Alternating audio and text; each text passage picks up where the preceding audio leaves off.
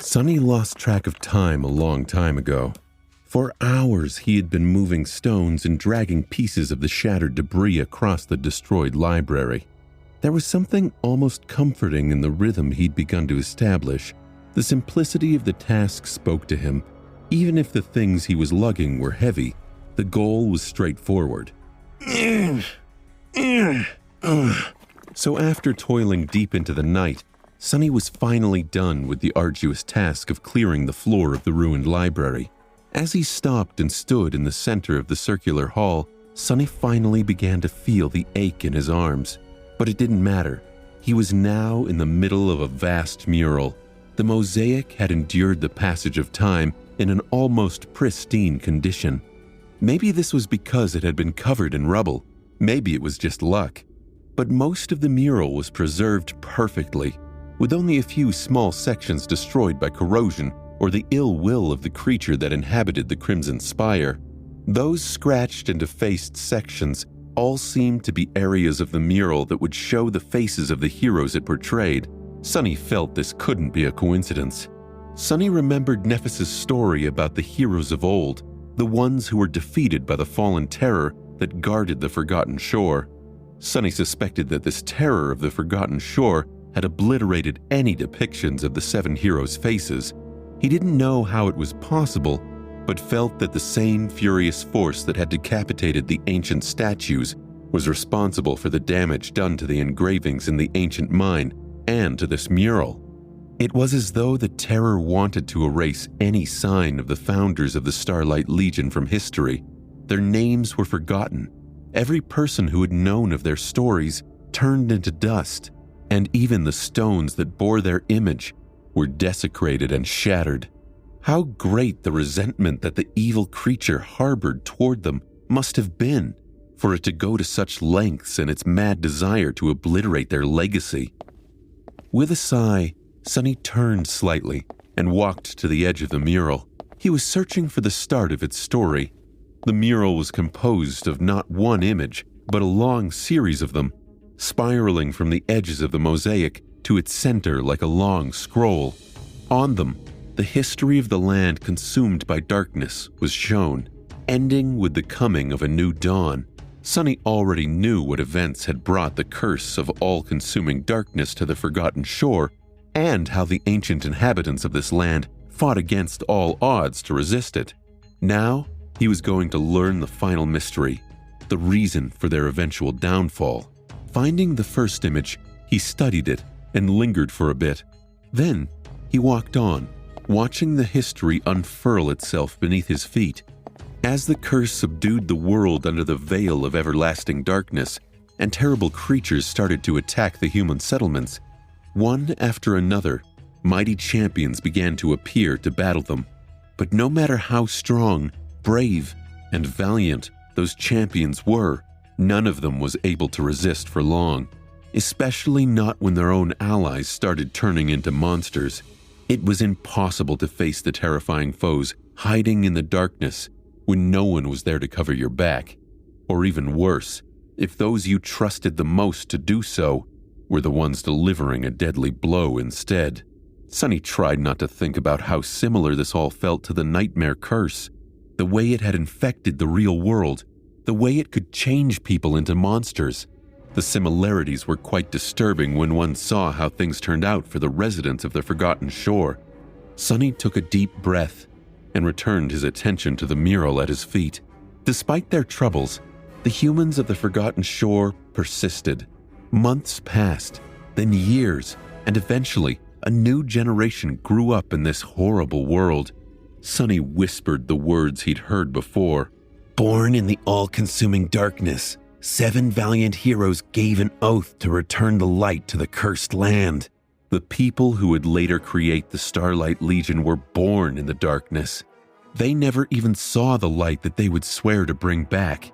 All they knew of it were the tales their elders had told them. Tales of a time when people never turned into nightmares, and the beautiful stars shone even in the darkest of nights. This new generation grew up surrounded by nothing but darkness and horror, and was forged by it into a far more fearsome force than their parents had ever been. Hard times, created hard people, and their time was as unforgiving and harrowing as one could imagine, beyond so even. And so, the people it created adapted to match this dark reality. Eventually, 7 of them rose above the rest, each leading their faction in the constant battle against the encroaching doom. Sunny stopped and studied the image that showed all 7 of them. Even if their faces were damaged beyond recognition, there was a knight in an intricate plate armor forged of white metal, with a stalwart blade grasped firmly in his hands, a graceful priestess in a light flowing robe, her delicate hands shining with gentle light, a mighty hunter in an archaic cuirass leaning on a beautiful bronze spear, a masterful builder holding a mason's hammer in his calloused hands, a regal lord with a humble crown resting on his head, a single gem decorating its simple design, a subtle and merciless slayer with a ghostly stiletto hidden cunningly behind her back, and a stranger from a misty land who wore a stone-like armor and never showed his face, with a heavy round shield resting at his feet. Sunny looked at the 7 heroes and whispered, "Knight, hunter, lord, stranger, slayer, builder, and priestess. Midnight shard, zenith shard, dawn shard, dusk shard, moonlight shard, and the other 2, sunlight shard and starlight shard?" The fate of the last 2 shard memories remained unknown to him. Nephis must have known something, though. Otherwise, she would not have ventured into the dangerous expedition to the Hollow Mountains to seek out the Crown of Dawn. Although the history of the Forgotten Shore was presented in more detail here, it did not give him any revelations yet. Thoughtful, Sunny turned away from the image of the 7 heroes and continued on. At some point in history, the heroes came together, created the Starlight Legion, and united the surviving remnants of humanity under its banner. It was also then that they gave their defiant oath. They must have been mad. Wasn't striving to achieve something impossible the definition of madness? Sunny frowned, knowing full well that, in this case, the 7 heroes actually managed to fulfill their crazy ambition. It was all a little too close to home. He also knew someone who liked to set impossible goals and had an infuriating track record of proving them possible. But how did it all end? Yes, the heroes achieved their dreams, but the Forgotten Shore still turned into a desolate hell. What happened to their light? Looking at the next images of the mosaic, Sunny got a feeling that he was about to find out. As Sunny walked in circles, drawing near to the center of the mosaic, he saw the depiction of various deeds that the Starlight Legion had achieved. The warriors led by the 7 heroes were truly a fearsome force, forged and tempered by the relentless malice of their dark world and the unassailable will of their leaders. They drowned the Forgotten Shore in the blood of the cursed creatures. Even though many of the followers had turned into monsters themselves, especially those who had allowed themselves to falter in their conviction, the rest continued on, unbroken. Sunny couldn't tell how powerful exactly the members of the Starlight Legion were, but from some clues of their battles, he guessed that they were at approximately the same level as the Awakened of his own world, at least at the beginning. With time, however, it seemed as though the warriors of the Cursed Land had grown much stronger. If most of the creatures they were fighting were of the corrupted rank, then that would put the Legion far above the humans back in the real world. Sunny wasn't sure if the 7 heroes and their soldiers were carriers of the nightmare spell, though, and if the same hierarchy of power could be applied to them. Eventually, the surviving humans migrated to the shore of the colossal impact crater and built an impregnable wall around their new city. This endeavor alone was so arduous and ambitious that he couldn't help but feel a sense of awe. Sunny slowed his steps. On the images in front of him, the construction of the Crimson Spire, only it wasn't crimson back when the building had begun. The Cyclopean Tower was built west of the city, reaching high into the sky like an axis of the world, like a stairwell that was designed to allow humans to touch the heavens. This was what he was truly interested in, Sunny wanted to know what happened in the spire, how the artificial sun was created, and how the darkness that consumed this land was turned into a transient black sea. What he saw next made him falter, and then close his eyes with an expression of deep, exhausted resentment. In the second-to-last image, the 7 heroes were depicted, standing apart in the 7 spots of the forgotten shore. In front of each of them, a crowd of thousands of people kneeled, waiting. Among those people were the warriors of the Legion and the civilians from the city, men and women, old and young. Each of the heroes held a weapon in their hands. Sunny's voice was dry and angry. Of course this is what happened. What else would it be? A feeling of dark, bitter disappointment grasped his heart. Sunny didn't even know why he felt this way. It was not like he knew anything about the 7 heroes really, but at some point, maybe because he needed to believe that there was a tiny glimmer of light in the vast and endless night, he had begun thinking of them as a symbol of the best humanity could be. What a foolish thought. He of all people should have known better than to lionize these heroes. He should have known better than to believe in heroes. Curse you all. In the last image, one that took the center of the mosaic, 7 tall hills made of dead bodies surrounded the spire. Tens of thousands of people had been slaughtered, their blood flowing like rivers toward the dark tower. On top of each hill stood one of the valiant heroes, their hands stained red to the shoulder. As the last sacrifice, the slaughterers turned their weapons on themselves, thrusting them deep into their hearts.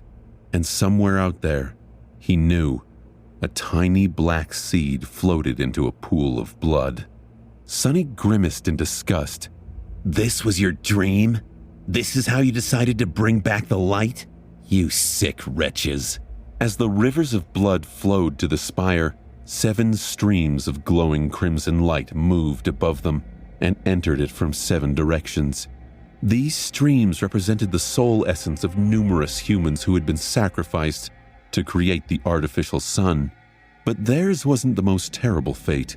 In the center of the spire, a lone human figure was drawn, convulsing in harrowing agony as the raging storm of soul energy entered her body.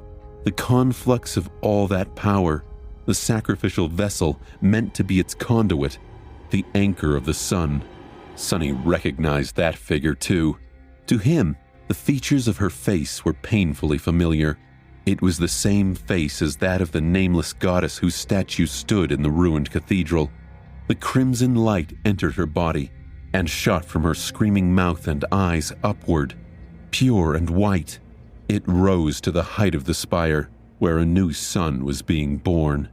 Frightened by its light, the darkness retreated underground, where it was locked behind 7 seals that were left behind by the heroes as their last deed.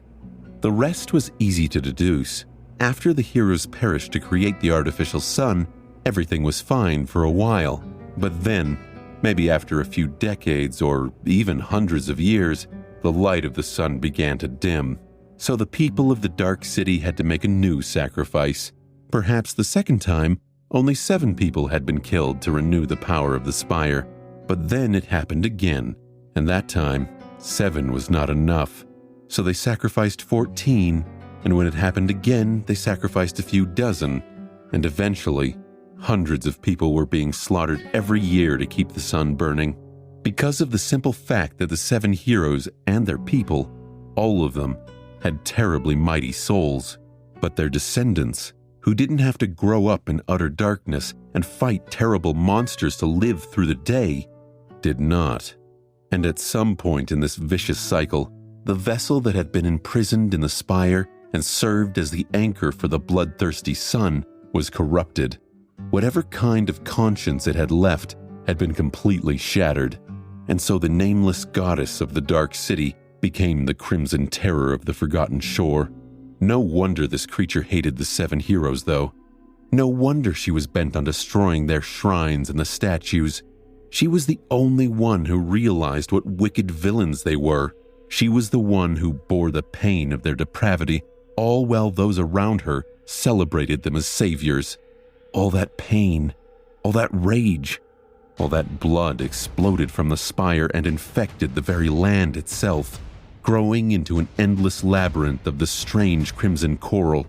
The 7 seals came undone, releasing that darkness that had been imprisoned underground for hundreds of years. This was what Cassia had seen in the vision.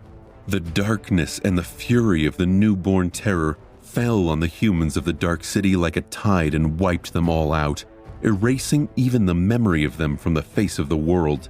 This was how the Forgotten Shore was born. Somehow, Sunny had thought that this was a plague thrust upon them, an attack from an outside force. But this civilization had done this to themselves. This wasn't a curse, it was justice. But what did that mean for Sunny, for Nephis's plan? Because the truth was, no matter how the curse started here, no matter why it befell the city, the cohort still had to fight it.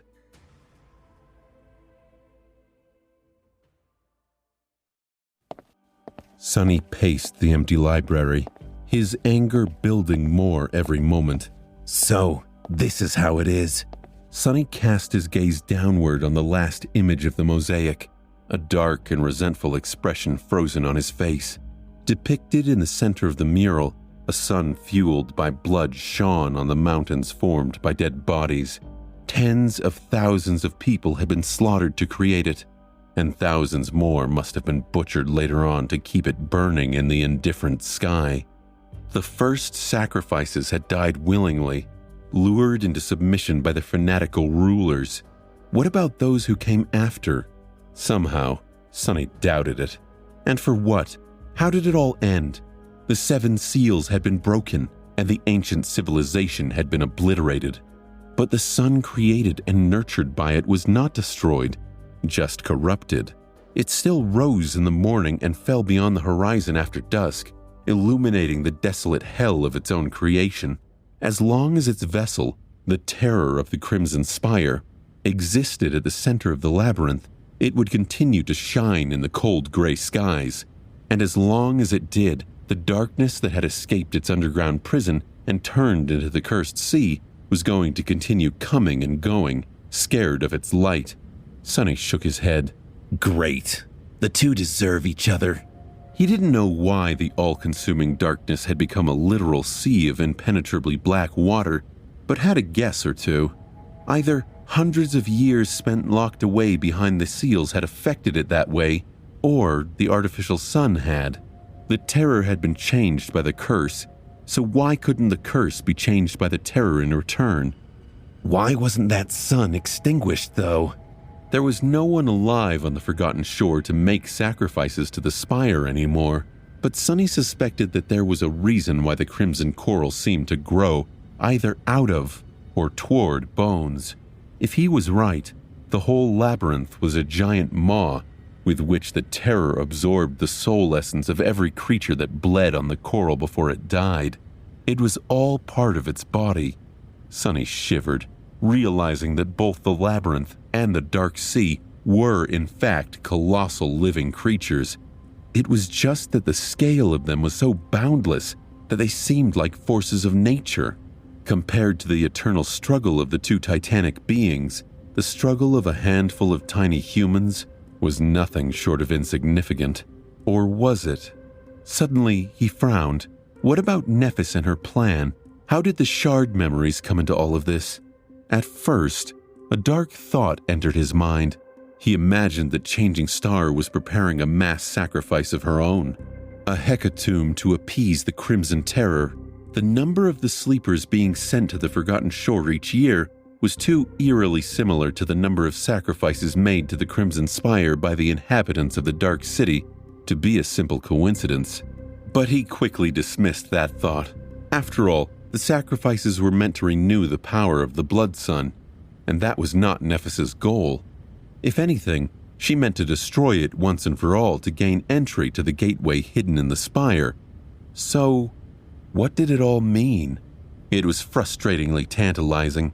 He'd reasoned out so much of the story of Nephis's plan, but he just couldn't snap in that final piece. Sunny scowled, remembering every piece of information about the 7 heroes and their cursed land he knew. And most importantly, the fact that came directly from the spell. After a while, he muttered a line from the spell's description of the Starlight Legion armor. "Time has erased their names and their faces, but the memory of the defiant oath still remains." His eyes widened. All this time, he thought that this sentence simply meant that the legacy of the 7 heroes lived on even after their deaths. But now, he suddenly realized that the truth might have been far more straightforward. The key to understanding the secret of the shard memories was right in front of him this whole time. In fact, it came from the first memory he had ever gotten on the Forgotten Shore, the Azure Blade. Sunny laughed. As he recalled the odd line in the Azure Blade's description, "On this forgotten shore, only steel remembers." A sudden understanding dawned on him like a revelation. If the memory of the defiant oath remained, and only steel remembered, the implication was that his sword could be the key to recovering that information. Sunny rubbed his face. "I'm such a fool." Everything he needed to learn the truth had been at his disposal from the very start of it all. The heroes were long gone, but their terrible oath was still here, preserved in cold steel. The memory that remained was not an idea, but a literal memory made of cold, hard steel. And Sunny was willing to bet the memories in question were the shard memories. Sunny smirked. "Of course. It all makes so much sense now." Was this why Nephis was so motivated to find each memory? Was she hunting for a piece of information more than a tool? Maybe they all had to be brought together to unlock the oath. Sunny shook his head. That couldn't be it. He remembered how cavalier Nephis was about him obtaining the Dusk Shard. Nephis hadn't seemed to care who got the memory, simply that it was unlocked. Sunny was too close to unraveling all this. He wouldn't back down. He returned his thoughts to Cassia's vision, and one line in particular stuck out to him. "In the end, I saw a colossal, terrifying crimson spire. At its base, 7 severed heads were guarding 7 locks." In its fury, the terror of the crimson spire had beheaded the statues of its creators and brought their heads as trophies to guard the entrance to its lair, where Cassia had seen them, as well as 7 mysterious locks. What did a lock need? A key. All locks required a key to either open them or shut them closed. Sunny slowly exhaled. The 7 seals that kept the all-consuming darkness locked underground came undone, but they weren't destroyed. If one had all the keys, it was still possible to seal the cursed sea once again. That was what the 7 heroes had left behind. And with the cursed darkness locked away, the spire would lose its most deadly line of defense. Finally, everything became clear. Sunny remained motionless for a long time, looking at the bloody images beneath his feet. After a while, he sighed and turned away. There was a bitter taste in his mouth. "Sick. I'm sick of this place. So sick of all of this." Cassia's vision showed her fire and rivers of blood. Good. It could all burn to the ground. In fact, if he needed to, he'd light the match. This wretched place deserved to be destroyed.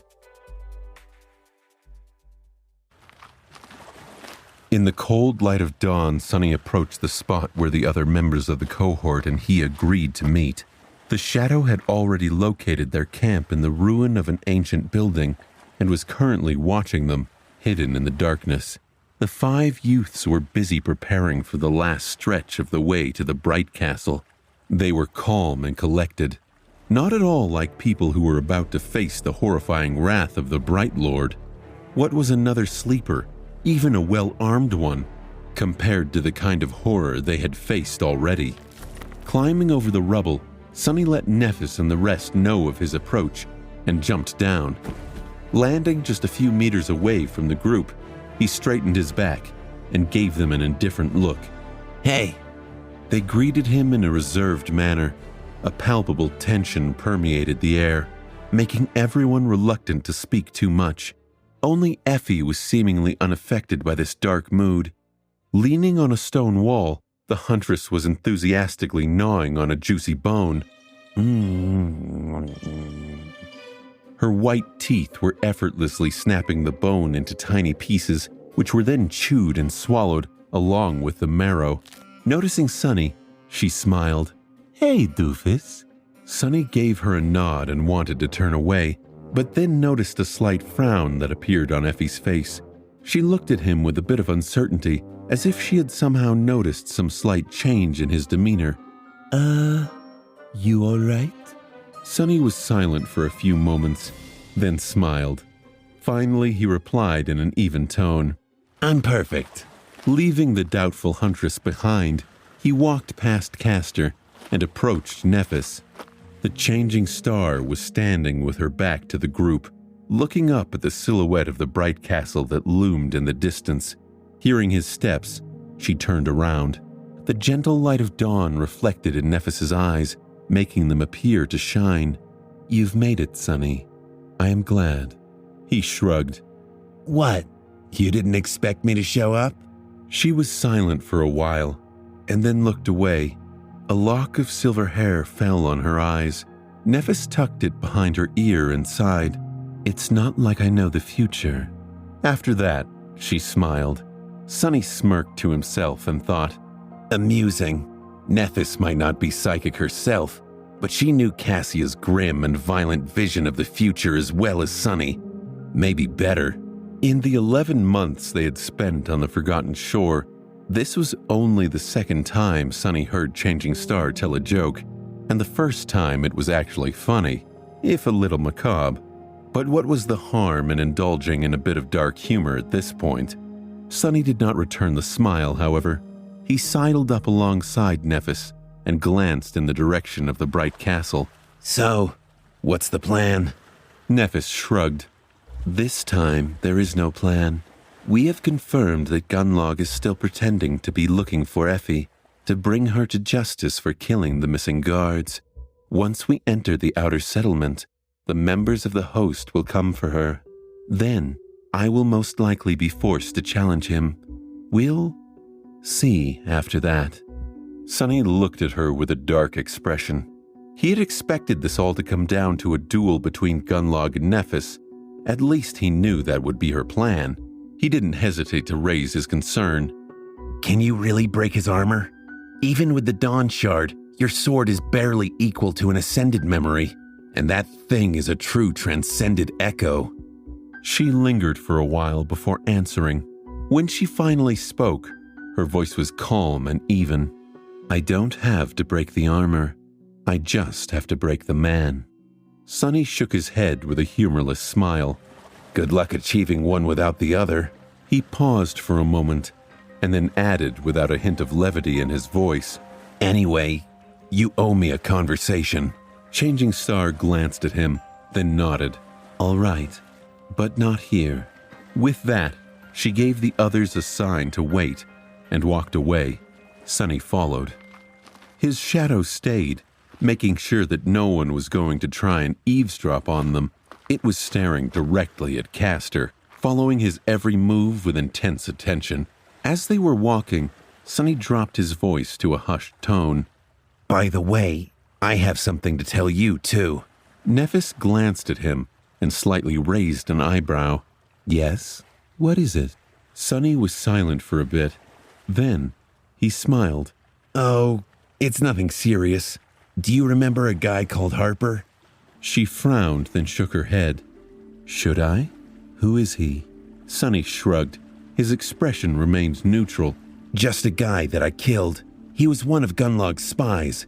Neph looked at him for a few moments, then asked with indifferent confusion, "What about him?" A slight shadow ran over Sunny's face. However, his smile remained exactly the same. "No, nothing. Just wondered if you knew him." When they walked far enough and were concealed from the eyes of the cohort by several tall walls, Changing Star stopped and turned to face him. "It is good that we can speak privately. Actually, I wanted to ask you a favor." Sunny blinked. There was a strange intensity to Nephis. Nothing extreme, but far more than he expected. He thought to himself, "This is unexpected." Sunny cleared his throat. "What is it?" She hesitated for a few moments. After my fight with Gunlaug is over, when I win, I might not be in the best shape. Even if I am, there will be a flood of soul essence pouring into my body. It will incapacitate me for a bit. The changes that happened to the body after a small portion of soul essence was consumed were subtle, but in large quantities, it could be disorienting, sometimes even debilitating for a short while.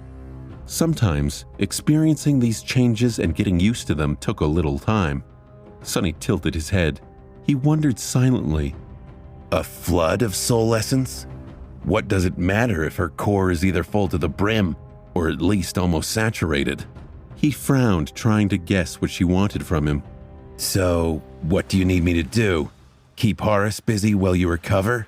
She shook her head, then looked away. A light sigh escaped from Changing Star's lips. No, I want you to make sure that Castor is nowhere near me when that happens. Here it was. The truth was about to come out. The mention of Castor had Sonny's full attention. Sonny stared at Nephis, his expression cold and dark. He waited a few moments, hoping Nephis would elaborate, but she simply let them stand there in tense silence. Sonny would have to ask the unspoken question if he wanted his suspicions confirmed, and he desperately wanted that. Why? What's the deal with you and Castor? She looked at him, her striking gray eyes calm and deep. It's very simple, really. Castor has been sent here to kill me.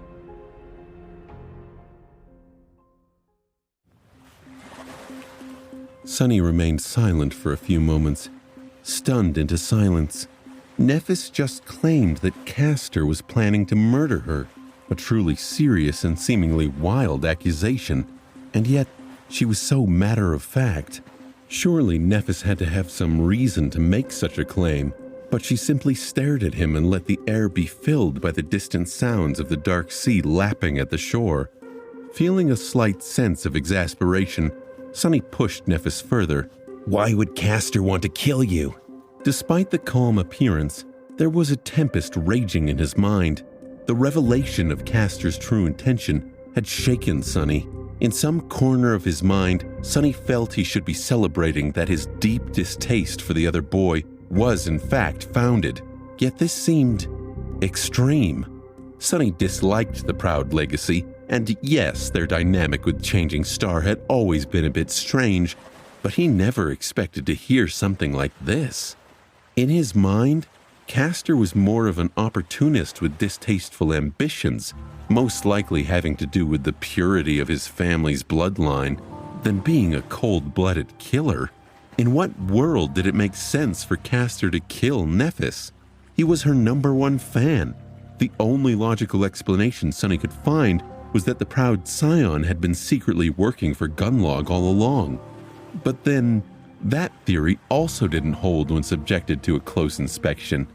The Bright Lord was determined to kill Changing Star with his own 2 hands, and in front of hundreds of people. What would he need Castor for? Nephis lingered for a bit, then shrugged.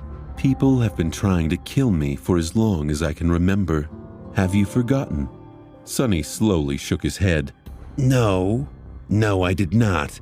But what does that have to do with Castor? She smiled. They were not going to stop just because I came of age, survived my first nightmare, and was sent into the dream realm. If anything, that would have been the perfect opportunity to finally make me disappear forever. Sleepers enter this cursed world alone, away from the protections of society and whatever allies they might have in the real one. Do you see? He gave her a nod, his expression growing dark. Indeed, no one was as vulnerable as young sleepers entering the dream realm for the first time. But was Castor really a tool of those who had been hunting Nephis since birth? Nephis sighed and looked away. In any case, when I enrolled in the academy, I knew that someone among our classmates had to have received orders to make sure that I never returned from the dream realm. I just didn't know who it was. Suddenly, she glanced at him. The corner of her lips curled upward. Actually, for a long time, I thought that it was you. Sonny blinked and stared at her in disbelief. What? Me? Are you crazy? Actually, never mind. What exactly about me made you think that I'm an agent of some secret legacy cabal? Do I look like a legacy to you? Nephis calmly looked him in the eye. Honestly, not any legacy that I know. But there were too many things about you that didn't make sense. He frowned. Do tell. She slowly raised her hand and then began counting on her fingers. Let's see. You claimed to be an orphan from the outskirts, but somehow managed to survive both the first nightmare and the arrival on the Forgotten Shore. You didn't consume any soul shards, but kept growing more powerful. You said that you had never held a sword in your hand, but absorbed my lessons with astonishing speed. And finally, every other word you said was a lie, especially when it came to your origins, your past, your strength, and your aspect. Running out of fingers on one hand, she made a fist and arched an eyebrow. Need I continue? Sonny cleared his throat. No. Well, when you put it like this. She smiled and shook her hand, then lowered it. But after some time, I realized that my suspicions about you were wrong. If you were tasked with killing me, you could have just left me on the Ashen Barrow. Back then, I was as good as dead. But you didn't. In fact, you risked a lot to take both Cassia and me with you. The smile slowly disappeared from her face. So, when we reached the Bright Castle and Castor immediately appeared, insinuating his way into my inner circle, I knew pretty much instantly that it was him. Sonny frowned. Aren't you getting ahead of yourself? Don't get me wrong, I'm the last person in this world who would want to defend that pompous bastard, but there were hundreds of sleepers in our corps, and out of those, only 7 were sent to the Forgotten Shore, and including you, only 4 people from our class lived long enough to see the castle. Isn't there a much better chance the assassin wasn't one of us 3? Isn't it a bit too big of a coincidence? Changing Star slowly shook her head. Who said it was a coincidence? People often tend to forget that the spell has a mind of its own. It sees all and hears all, and it really loves to play with fate. If there was someone among those hundreds of people tasked with killing me, the chances of me having a fateful encounter with them in the dream realm would be all but guaranteed. That is how the spell always does things. Sonny had to agree. The spell indeed loved to play with fate. His whole damn life was proof of that. Nephis continued on, seemingly more lost in the explanation than Sonny's interest in it. Of course, despite my suspicions, I wasn't sure at first, but the more I observed Castor, the more convinced I became that I was right. He did everything in his power to get close to me, and then tried his hardest to subtly isolate me from everyone I could have trusted. He spent his time studying my every move while keeping his secrets close to his chest. It's him. I've been sure of it for a long time. Sonny tilted his head, trying to digest this new information.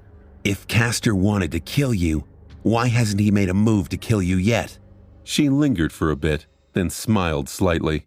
Because, among all of the humans on the Forgotten Shore, he knows that the scions of the Immortal Flame Clan are capable of the best. Isn't it ironic? It's his duty to kill me, but he also knows that I'm his best chance of ever returning to the real world.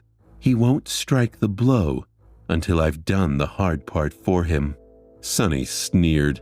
That's pathetic. Nephis shrugged. It's smart.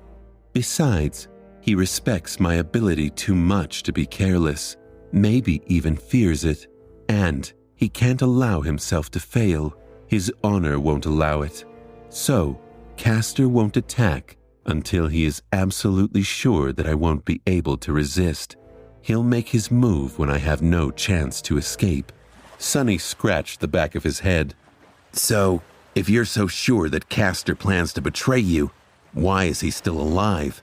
Why didn't you kill him already? He was sure that if Nephis wanted to, The proud legacy would have been dead a long time ago. Changing Star hesitated and then said in an even tone, "Because I need him for what is to come. It doesn't matter that he intends to betray me. Traitor or not, he is of use." The outer settlement had changed from the time Sunny saw it last. At the point where the white road widened into the vast platform that the settlement stood upon, a tall stone barricade was built, with watchful sentries observing the approach to the crest of the hill. Each of them was wielding a memory weapon and sturdy armor, their faces full of dark determination. The makeshift watchtower, constructed on the roof of Nephis's lodge, loomed above them, with several archers ready to rain arrows on any nightmare creature that wandered close. The slum itself was much the same, but the people populating it seemed different. Many of them were bruised and bandaged, but their eyes shone with the subtle light of hope that wasn't there or as strong before. That hope was contrasted against the suffocating feeling of tension that hung in the air. From time to time, someone would glance toward the castle and frown, a dark expression appearing on their face. There was another detail that surprised Sunny. On the sleeves of many slum dwellers, a piece of pure white cloth was tied, as if announcing their allegiance to some god or goddess. There had been none of that when he left this place a few months ago. There was also graffiti drawn on the walls of the most derelict hovels, some of them depicting a shining star, some the image of a beautiful bronze spear. Sunny's eyes were roving everywhere in wonder and concern. What is all that about? The white armbands and the star were, obviously, meant to represent Nephis, but when had Effie suddenly become an apostle? Glancing at the voracious huntress, he raised an eyebrow. "Anything you want to tell me?" She scratched the back of her head, then shrugged. "I've become a bit of a folk hero, apparently." Sunny shook his head and didn't press the issue. He sighed. "Whatever." When the sentries saw who was approaching, their faces first became shocked, and then lightened up with intense jubilation. "Lady Nephis, it's Changing Star! Lady Nephis has returned! She is alive!" The hum of voices spread through the entire settlement in an instant. If Gunlaug had not known that they were back in the Dark City, he would have learned of it now. But he knew. Of course he knew. He knew it long before the people of the slum ever laid their eyes on their supposed savior.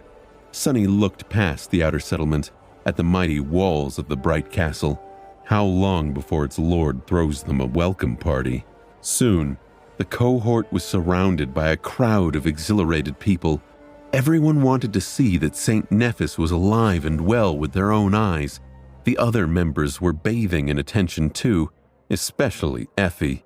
"Effie! Huntress Athena!" Welcome home, Effie! Show them!" The huntress grinned in bewilderment and kept quiet. Sunny noticed that she was blushing. He nudged her, but she shook her head. Sunny smirked. In the crowd, there were a few faces that did not share in everyone's joy. They were the leaders of the outer settlement's hunting parties. The gazes they threw at Nephis were grim and full of meaning. Though Sunny wasn't quite sure what that meaning was, she gave them a nod, letting the experienced hunters know that she understood the message they were trying to relay. Then, Changing Star faced the inhabitants of the slum and took the bag that Effie handed her. Slowly unclasping it, she spoke, her calm voice effortlessly making the crowd grow silent. "I am not good with words, so, please, accept my gratitude.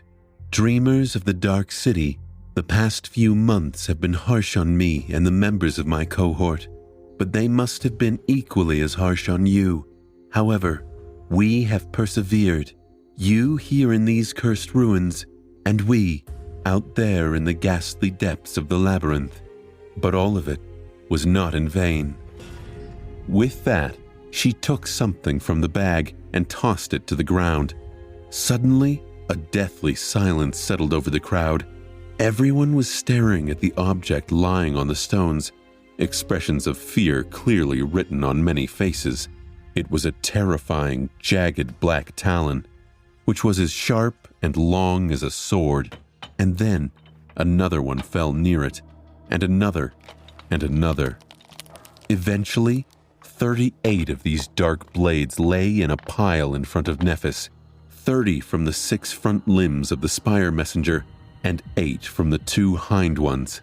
A few faces already turned back to Nephis, as if awaiting word from a divine messenger.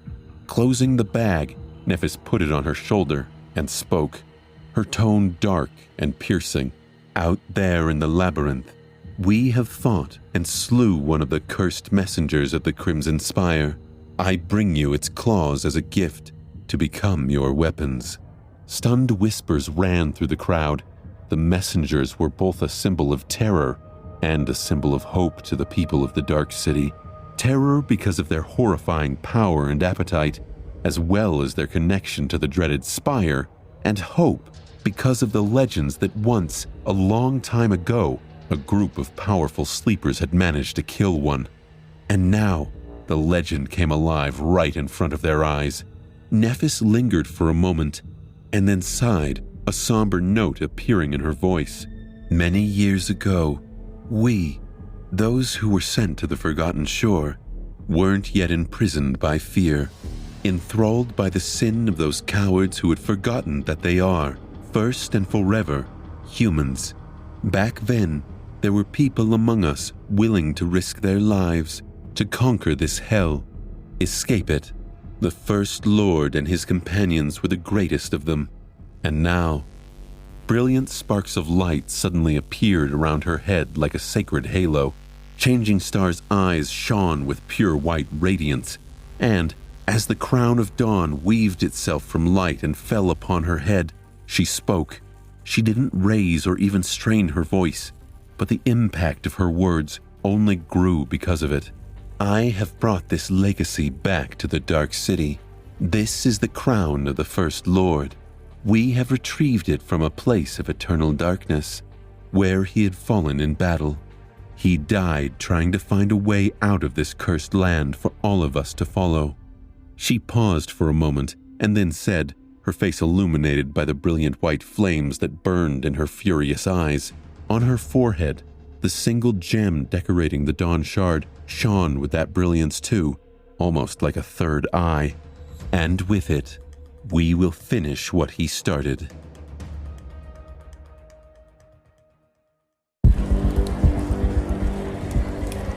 They entered the stone lodge and found themselves in the middle of another smaller crowd. Around 30 or 40 people gathered in the main hall of Changing Star's dwelling, making it look even smaller than it had before. However, these were not just any sleepers from the slum. Most of them were experienced fighters from the outer settlements, and a few hunting parties, as well as people who Nephis had recruited into her faction during her time in the Dark City. Back when Sunny had been a part of the group, they were weak and hopeless young men and women who were barely surviving in the cruel reality of the Forgotten Shore. Now, things changed. Nephis's little helpers were armed with makeshift weapons and wearing armors fashioned from a wide variety of scavenged materials. While some were even in possession of memories, they also held themselves very differently from before. Honestly, the difference between them and the hunters was not that big now. If Sunny didn't know which were which, he might have mistaken one for the other. Changing Star walked through the crowd and approached the window that opened on the bleak view of the cursed ruins. She looked at it for a short moment and then turned around, a dark expression on her face. Tell me. The leaders of the hunting parties glanced at each other. One of them, a stocky young man with long, messy hair and 3 ugly scars running all the way from his forehead to his chin, spoke with a bit of uncertainty. Welcome back, Lady Nephis. It is good that you are alive and well. She gave him a nod of thanks, but her expression was expectant. The hunter paused, then continued, his voice somber. We, have followed your orders and advice for these past months. The militia you created has been reinforced and organized to protect the settlement from the attacking monsters. With the memories you and your cohort hunted for us in the ruins, the casualties were low, both among the watchmen and among the civilians, compared to before, I mean." Changing Star remained silent and just stared at him. The young man sighed. "About the other thing, it went almost exactly how you told us it would. Members of the host came into the settlement shortly after your departure, demanding that Effie surrender herself to be judged for the disappearance of those guards. When we told them that she was gone, they got violent. Several people were injured, but no one died." Effie scoffed. The hunter frowned and scratched his cheek. "After that, they would come again every week or so, hurt a few people and break things, always with the same demand. But we kept our cool and just, well, took it, like you told us to do. That seemed to only make them angrier, but they had no real reason to escalate things. In the end, they just settled for making our lives difficult and pushing people around." The tall huntress shook her head. "What's with the people foaming at their mouths to greet me? What's that really about?" The young man looked down in embarrassment and cleared his throat. That. Well, you see, the more the castle proclaimed that you have to answer for the murder of those guards, the more people in the settlement became, how do I say this, appreciative of you?" Effie looked at him with a perplexed expression. "Because I am being unjustly accused?" He smiled sheepishly. No, actually the opposite. They really appreciate the fact that you had allegedly killed half a dozen guards. In fact, they wish you had killed more. There are tales about how you dealt with them too, each more colorful than the last. The most popular one is that, the guards wanted to rob you of your, honor. So that's why you had to teach the castle folks a lesson." The tall huntress blinked. "My honor? Since when do I have honor?" The young man grinned. "Hey, don't look at me. I did not come up with this one. All right. Blame Park. It was his idea." Effie looked darkly at another hunter who just shrugged. "Lady Nephis told us to do our best to make people in the settlement root for you. It worked, did it not?" The unruly huntress rubbed her face with an exasperated expression. "But I didn't kill them, though." The hunter looked at her with no humor in his eyes. "Who cares?" Effie opened her mouth to say something, but Nephis interrupted her. "Time is short. Don't waste it on settlement gossip." Then she turned to the hunter with scars on his face and asked, "What about my last instruction?" He frowned, then took out a small wooden box from a leather pouch tied to his belt. The young man held the little box like it was the most terrible nightmare creature. Handling it with extreme caution, he approached Nephis and handed it to her. There were drops of sweat on his forehead. "This is what the person from the castle brought. I don't know what they used to make Keto create that thing, but the result was exactly as you wished, at least according to the note they left." He hesitated. "The box and the note simply appeared on my pillow one day. I almost died of a heart attack when I read what that thing is supposed to be." Sonny stared at the box with interest. Keto was one of Gunlaug's lieutenants, a young woman in charge of the artisans. Her aspect ability allowed her to manipulate certain qualities of plants, which was of tremendous use here on the Forgotten Shore, where the food was scarce and monotonous. But what could Nephis want from her that was so important? And why was the hunter so scared of the little box? Carefully taking it, Changing Star looked at the box for a few moments and then handed it to Castor. "You know what to do." With a short nod, Castor walked toward the door and disappeared. Nephis, meanwhile, turned to the hunters and said in a steady tone. To Sonny's surprise, some softness appeared in her eyes. "You did well. Thank you all." As wide smiles appeared on their faces, she took Effie's bottomless bag and opened it once again. Turning the bag upside down, Changing Star added, "This is not a reward, nor is it a gift. This is just something that all of you deserve and are going to need very soon." A river of glimmering crystals flowed from the bag, scattering on the table's surface. There were hundreds and hundreds of them, each shining with subtle, alluring light. Soon, the crystal spilled over the edges of the table and fell to the floor. More than 1,000 soul shards lay out before the stunned people, who were gathered in the room by the time the bottomless bag finally ran empty. Sunny stared at the tall pile of shining crystals and sighed. Back before all of this had started, he had a pile like that of his own, only much, much smaller. His pride and joy, it was all gone now, sadly. He laughed. Damn, and I thought I was rich.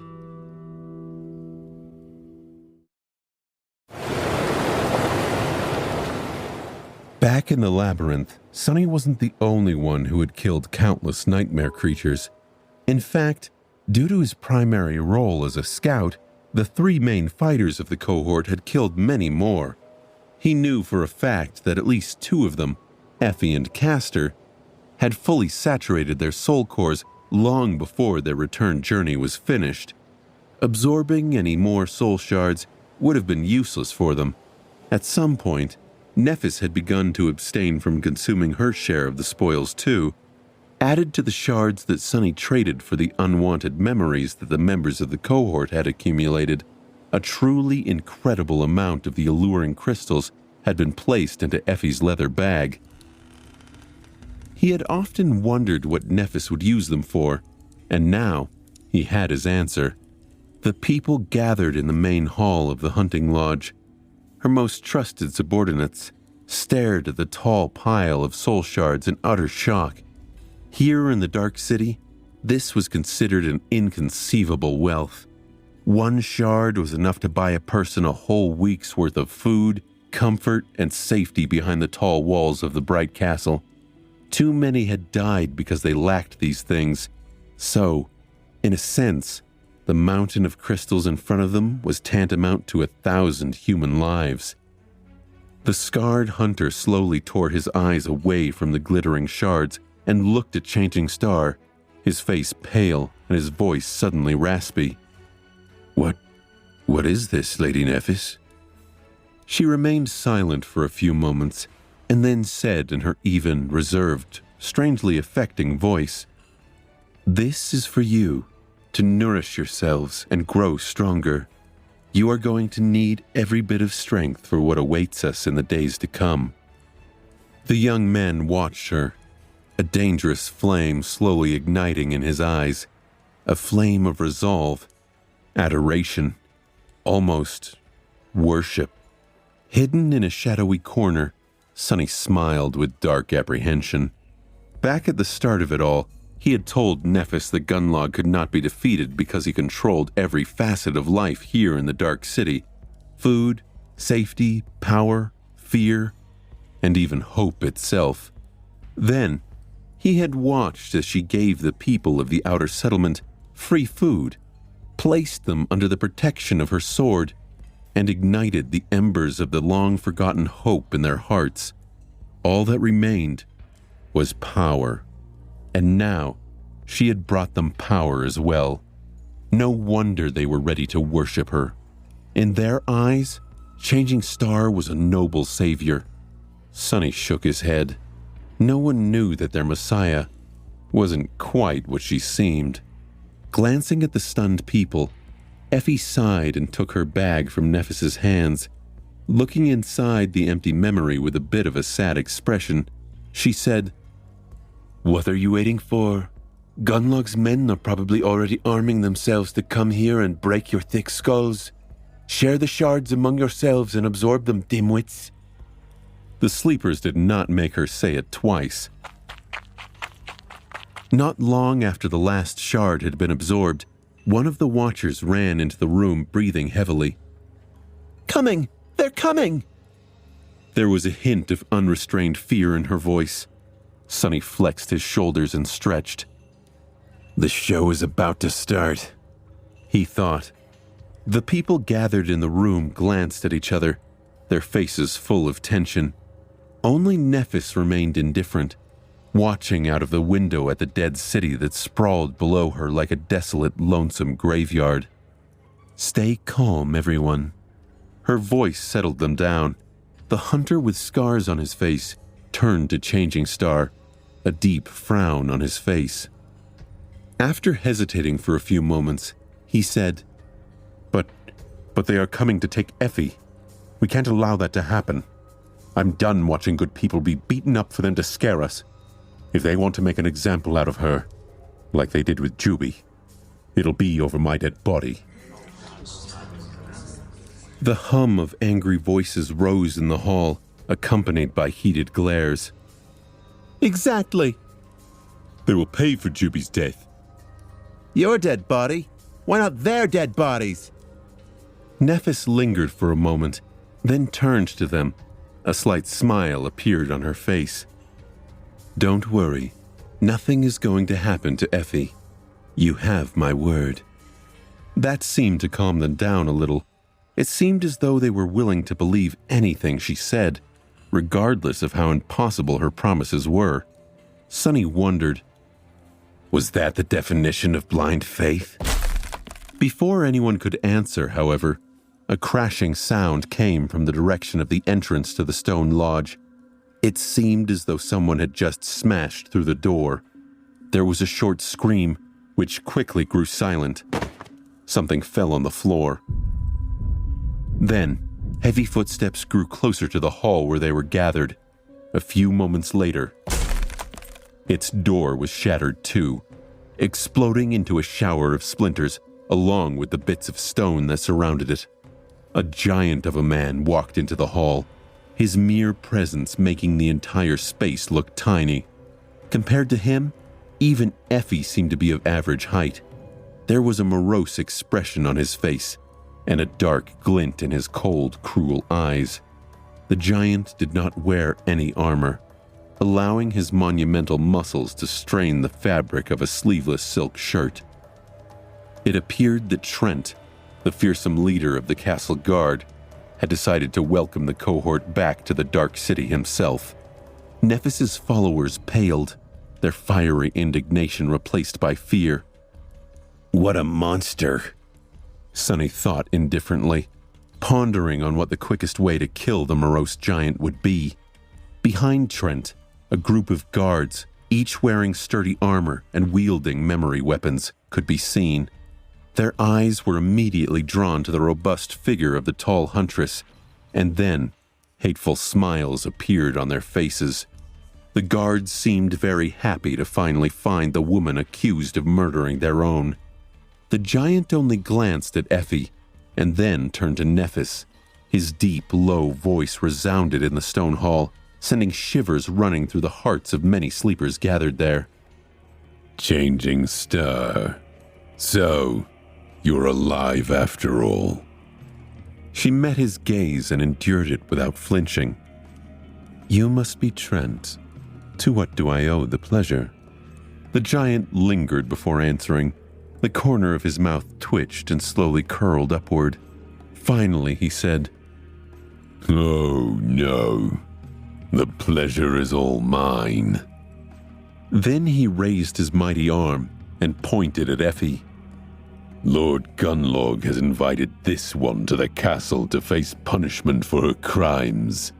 You should have trained your dogs better, Changing Star. See what happens when they go around biting people." He lowered his hand and flexed his shoulders, then looked at her with a dark expression. "Now, I would advise you rats to step aside and let me take that she-wolf with me." Nephis crossed her arms and stared at the giant, cold sparks igniting in the depths of her calm gray eyes. A few moments later, she said evenly, "Or what?"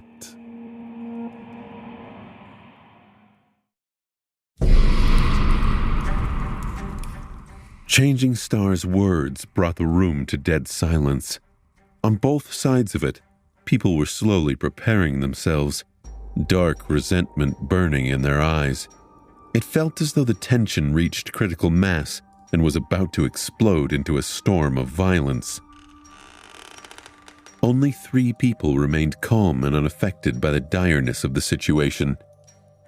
Nephis herself, Sunny, and Trent. The giant bared his canines in a grin. His eyes, however, remained cold as ice. What a revelation. And here I was thinking that you are a great defender of justice. Were you not, Changing Star? Or is your sense of justice reserved only for the crimes of those who don't serve you? He sighed and added, his voice full of disappointment. That huntress of yours is accused of murder. Why are you trying to prevent me from bringing her to justice? I thought that you, of all people, would not get in the way of fairness. Nephis frowned. Accused does not mean convicted. Why do you claim that she is guilty? Trent stared at her and answered, his low voice sending tremors through the stone hall. There is plenty of evidence. There are plenty of witnesses. So many people came forward to give a testimony. Her guilt is undeniable. How will you answer that, Changing Star? Sunny smiled slightly, watching the back and forth, enjoying the game as a spectator would. How peculiar. So many people apparently saw Effie slaughter those fools. Did I imagine killing them or what? I was a bit crazy at the time, to be fair. Before Nephis could answer, Kai suddenly took a step forward and shouted, That is impossible. Nephis silenced him with a stern look. The charming young man hesitated, then gritted his teeth and fell silent, glaring at Trent with burning indignation. Changing Star turned to the imposing giant and smiled. Well, that changes everything, doesn't it? Please forgive me if you can. I have been away from the Dark City for so long and wasn't informed of these developments. If this is the case, then by all means, take her away. Effie narrowed her eyes and looked at Nephis with an amused expression. Sunny did not take his eyes off Trent. However, his shadow remained with his attention fixed on Nephis. The smile suddenly disappeared from Nephis's face, replaced by boundless coldness. I'll go with her then. All of us will, in fact. We are awfully curious to see that evidence and hear from those witnesses. We are all dying to see justice done and those guilty punished. Surely, Lord Gunlaug would not mind entertaining a larger audience for the proceedings. An expression of dissatisfaction appeared on Trent's face. With a deep frown, he looked down on Nephis from his oppressive height and said in a growling voice, Why do you think that you can come, wench? Changing Star was silent for a few moments, calmly looking at him. Then her eyes suddenly shone with furious white light. In a voice that promised agony and death, she said with contempt, Who's going to stop me? The giant stared at her with a complicated expression. It seemed as though he was being torn between pride and... was that fear? No. Sunny saw right through Trent. It was all a mask. A masterful performance to hide his true emotions. Triumph and jubilation. He had come here with the excuse of bringing Effie to justice, but his true goal had always been Nephis. It all made sense. Gunlaug did not see Effie as the true threat. Her name was praised, but nowhere near to the extent that people wore colors and proclaimed their devotion to Nephis, the Changing Star. She was the one Gunlaug wanted to destroy. And now she was bringing herself right to him, like a lamb going to slaughter. What Trent did not know was that Changing Star was as far from a lamb as one could be. Sonny smirked. He remained silent, but thought, more like a demon in sheep's clothing. Sonny glanced at the morose giant with something that resembled pity. Meanwhile, Trent slowly shook his head and said, his voice full of false reluctance, Fine, do as you wish. Come with me to the castle if you want. Bring your rats with you. All of you will witness the brilliance of our Lord. All together, they exited the lodge. Trent was walking in the front, holding the tall huntress by the shoulder. Her hands were tied behind her back with a flimsy rope.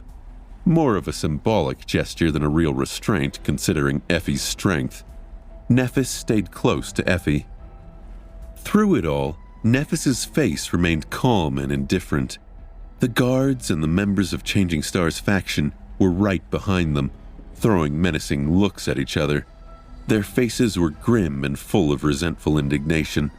Sonny had hidden himself in the crowd, not wishing to draw any attention. Now he was moving with the group, feeling the restless agitation through the chaotic movement of the surrounding shadows. As they moved toward the castle, more and more slum dwellers surrounded them, their faces full of shock and anger. They got Effie! Bastards, let her go. Lady Nephis, do something! Glancing at the growing number of people who were gathering around them, she smiled reassuringly and said, Stay calm. Come with us if you want. Today, we'll see justice done. However, her appeal to remain calm had the opposite effect on the crowd. It ignited them instead, and soon a clamor of shouts rose above the outer settlement. Justice! Justice! At some point, the tone of it changed, an almost palpable sense of bloodlust finding its way into the people's voices. The word they were shouting was also replaced, and soon the crowd was chanting for something else, calling not for justice, but for judgment. Judgment! Judgment! Sonny observed the raging beast of the human crowd with a troubled frown. A cold, familiar emotion grasped his heart. He knew this sickening feeling all too well. It was the same way he felt when facing frenzied nightmare creatures. He murmured to himself, Nephis, what have you done?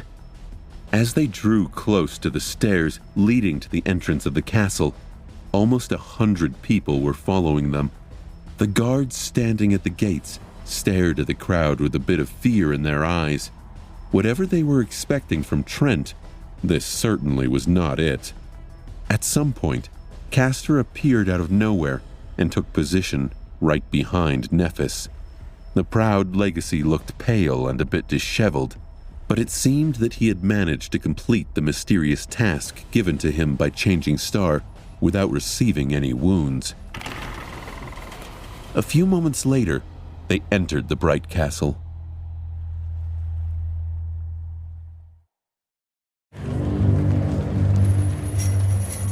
The crowd poured into the castle, their faces contorted with anger and resentment. However, as soon as the slum dwellers passed beneath the swaying skulls that hung above the gates, their fury turned cold. In the echoing stone halls of the bright castle, it was hard to forget that Gunlaug's power was absolute. For as long as any of them remembered, he had ruled over the dark city with an iron fist, elevating those who bowed to him and destroying those who did not. Countless men and women had tried to challenge the Bright Lord in the past. Great people, terrible people, and everyone in between. It was their skulls that now stared at the crowd, darkness nesting in their eyes. Finally, doubt and fear appeared in the hearts of the inhabitants of the outer settlement. Many of them stared at Nephis, their faces turning dim and listless. Changing Star did not react to this sudden change in one way or another. Looking straight ahead, She calmly walked forward, an indifferent expression on her face. Her usual mask was in its place once again, preventing anyone from knowing her true thoughts. Trying to remain unnoticed, Sonny made his way to the front of the crowd, to be closer to Nephis, Effie, and Castor. No one paid him any attention. In the grand scheme of things, people thought of him as an insignificant piece, if at all, just like he wanted them to. From his point of view, the atmosphere in the bright castle seemed to be a bit strange, and not because of the invading horde of slum dwellers. Its halls and corridors were too empty, too lifeless. He didn't see any people hurrying on their daily business, as they always would. Even the opulent desk in the entrance hall was empty. The clerk who was usually present behind it was absent for some reason. Sonny kept his questions to himself, but he still wondered, Where is everyone? His question was soon answered. Entering the throne room, he saw hundreds of sleepers standing along its walls, waiting to meet them. It seemed as though the whole population of the bright castle had gathered here. There were the guards, the hunters, the artisans, the quiet handmaidens. Even people who paid tribute to remain in the castle were all there. Sonny noticed a few familiar faces. Stev, the large man in charge of the memory market, stood uncomfortably near the members of the host. There was also Iko, the owner of the gambling den, and many others whom he remembered from his brief stay in the castle. The air was tense and heavy. It seemed that not all of these people had come to the throne room of their own free will. Many of them had troubled, frightened expressions on their faces. Others were relaxed and joyful, waiting for an entertaining show with dark fascination burning in their eyes. What disturbed him the most were the several figures of nightmare creatures standing among the humans. Those were the echoes belonging to the inhabitants of the castle, each one more terrifying than the other. Sonny assessed them, wondering to himself, Why are they out of their owner's soul seas? On the raised dais at the far end of the great hall, illuminated by the false stars that were carved into the wall of the dark alcove, the 4 lieutenants of the Bright Lord stood. There was Gemma, the leader of the hunters, Kido, the chief artisan, and Sishan, who was in charge of the handmaidens, and Harus, of course. Sonny stared at the dreadful hunchback, who just stood there with his usual bored expression, looking at the wall. He was pretty sure that today, at least one of them was going to die. As if feeling his gaze, Harus suddenly turned and glanced at Sonny. This time, however, Sonny did not look away. He stared straight into the hunchback's glassy eyes, a calm and calculating expression on his face. Sonny's thoughts strayed to Harus's past deeds. I wonder how he killed all those people without being seen even once. With so many victims, somebody had to catch a glimpse of this butcher hard at work. What aspect ability does he possess? How do I counter it? Harus stared at him for a few moments, then tilted his head and smiled with strange amusement. A second later, he turned away and looked at the wall again, seemingly losing all interest. Meanwhile, Trent walked to the middle of the hall and threw Effie down, forcing her to kneel on the floor. Then, he gave Nephis a dark look and joined the other lieutenants on the steps leading to the throne. The 200 or so slum dwellers were standing at one end of the throne room, their faces grim and full of dark apprehension. With the exception of those directly serving Changing Star, most of them were dressed in dirty rags, with only a few wearing proper armor. Some were unarmed, some had memories or makeshift weapons hanging on their belts, and some even had swords hastily fashioned out of the talons of the slain Spire Messenger. Opposite them, with their backs to the throne, stood the people of the castle. Many of them looked like they didn't want to be there, but more had contempt and indignation in their eyes. Those were mostly the members of the host, who were more than 200 people strong. Each of them was clad in a sturdy memory armor, and wielded enchanted weapons. They were strong, well-fed, and experienced in combat. The hunters especially were a formidable presence, despite their comparatively small number. They were looking at Nephis with intense hatred, the memory of her killing one of their own in this very hall still fresh in their minds. Changing Star stood beside Effie in the middle of the empty space between the two groups, looking at the white throne. Her ivory face was cold and indifferent, and her silver hair glinted in the rays of sunshine that fell through the tall windows. Sparks of light were dancing in the depths of her calm gray eyes. She was the focal point of everyone's attention, and the target of the dark storm of emotions that raged between the ancient walls of the castle today. If it bothered her, she did not show it. And then, finally, the Bright Lord himself appeared. Sunny knew that Gunlaug entered the Great Hall even before seeing him. He knew it because of the sudden change in the people that surrounded him. It was as though a wave of invisible pressure had crashed into the crowd, forcing them to groan and bend, almost buckling to the ground. Their legs trembled, their faces paled, and drops of sweat appeared on their skin, as well as fear and panic in their eyes. The mastermind behind this ghoulish spectacle had finally arrived.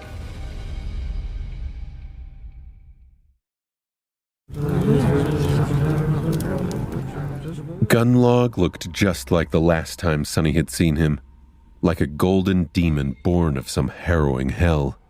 The Bright Lord was tall and had broad, powerful shoulders.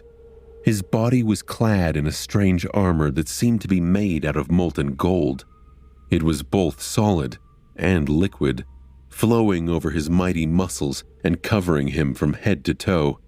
Not even Gunlaug's eyes were exposed.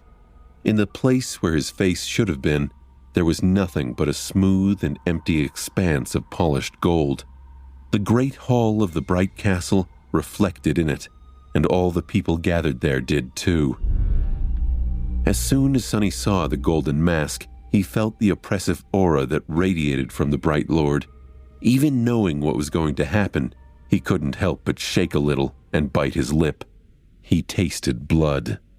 The mind assault of the golden armor was truly hard to endure. Even with the protection of the puppeteer's shroud, he felt it pressing on him, making it hard to breathe. Deep inside, a primal bestial fear was clawing at his heart. But this fear did not belong to him. It was fake. With a dark grimace, Sunny strangled it and made it disappear. Walking out of the darkness of the alcove like a golden apparition, Gunlaug glanced at the mass of people below him and sat on the throne. His pose was relaxed and casual, as though he was here to leisurely resolve a trivial matter, not decide someone's fate. Hundreds of fates, perhaps. However, despite his laid-back attitude, everyone gathered in the great hall swayed a little, pressed down to the ground by the incredible force of his presence. The Bright Lord lingered for a few moments, seeming to relish in the discomfort he brought upon his subjects. He finally broke the silence, his serpentine voice full of mirth. What a sight. All my precious swords gathered here, united in the desire to see justice prevail. This dedication, this fervor for the rule of law. Oh, it just makes my blood sing with anticipation. Don't you think it's wonderful?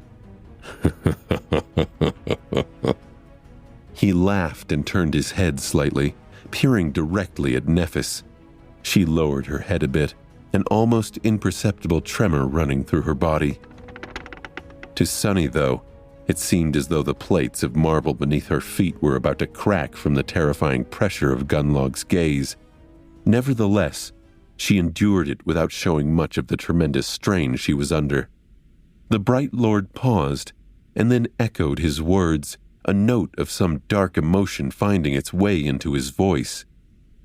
Don't you think it's wonderful? changing star of the immortal Flame Clan? Nephis gritted her teeth, struggling to remain steady under the psychic onslaught of the golden armor. Sunny noticed her eyes narrowing ever so slightly.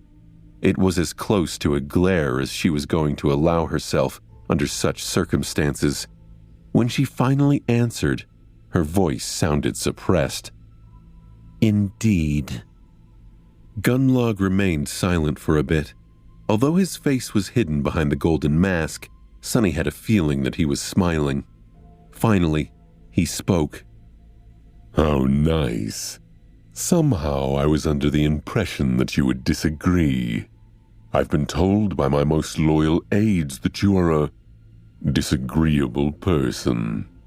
I guess you just can't trust anyone these days. With that, he glanced at his lieutenants, making them pale and shiver. Sunny shivered too. The message hidden in those words was clear. Gunlaug was letting Nephis know that he had known she had a spy among the highest ranks of his people all along, and he didn't care. Perhaps he even allowed it to happen as some kind of sick, sadistic power move. Sunny clenched his jaw, holding in the questions swirling in his head. Damnation! How much did he know? Finally, the Bright Lord looked at Effie. After a few seconds had passed in tense silence, he spoke to her with a hint of sadness.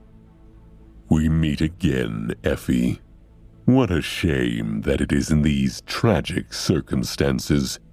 If only you had listened to me and joined the host. Perhaps then you might not have fallen so low. Such pity. He shook his head and sighed. I had high hopes for you. But alas, murdering innocent humans is not something that can be tolerated or forgiven. Look at yourself. Instead of a noble hunter, you have turned into a wild beast. But that is what happens when people refuse my grace. They become no better than nightmare creatures. His somber words echoed in the silence of the great hall, making people lower their gazes. Effie trembled, pressed down by the force of his undivided attention. But then, she grinned and answered, her raspy voice sounding relaxed and carefree. She only said 2 words. "Fuck off." Gunlaug laughed and raised his hands in a helpless gesture. I rest my case. You all see how unrepentant this vile murderer is. Is there not a drop of remorse left in her corrupted, rotten soul? That is why, with a heavy heart, I have to sentence this once promising young woman to death. She has to answer for her crimes, and leaving her alive would put you, my wards, in danger. I am left with no choice. A hum of voices rose above the crowd. Slum dweller or an inhabitant of the castle, everyone was affected by his last words. Don't you dare, bastard! "Kill that murderer!" Effie, we're here! Make her pay. "Lady Nephis, you can't let them!" Kill her! "Kill all of them!" Unaffected by this outburst of boiling emotions, Nephis put a hand on Effie's shoulder and looked at the Bright Lord with a cold expression. Staring directly at the golden mask, she frowned and said, her voice clear and loud, "I object." The storm of voices suddenly grew quiet. Everyone turned to her, 2 kinds of expectation hiding in their eyes. One was full of hope. The other was full of vicious glee. Gunlaug tilted his head. Object? What do you mean? Her guilt has been proven without any room left for doubt. There is nothing you can do to change the outcome. He paused for a moment and then suddenly leaned forward, his insidious voice washing over the great hall like a wave.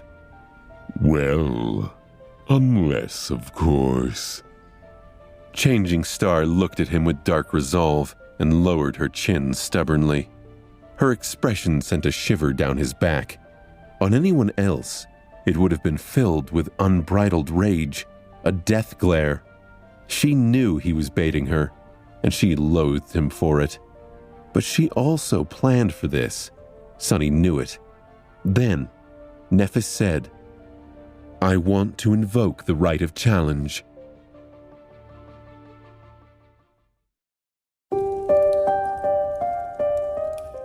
An echoing silence fell on the great hall of the ancient castle. The fateful words had been spoken, and now there was no turning back. For better or for worse.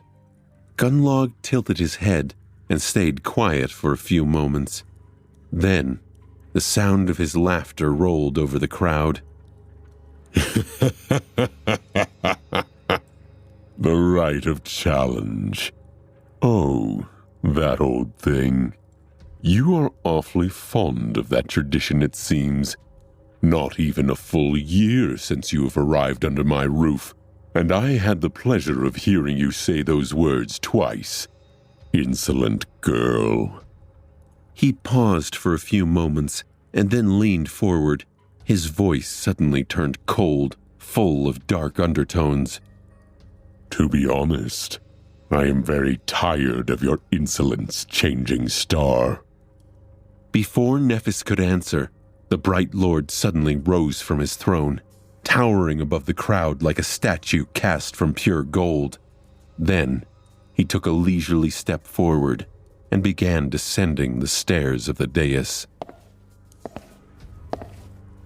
With each step, the sound of his serpentine voice resounded, growing lower and lower, until it turned into a fiendish, wrathful growl. Your little games were fun at first, but the more I observed your clumsy attempts at playing the hero, the more disgusted I became.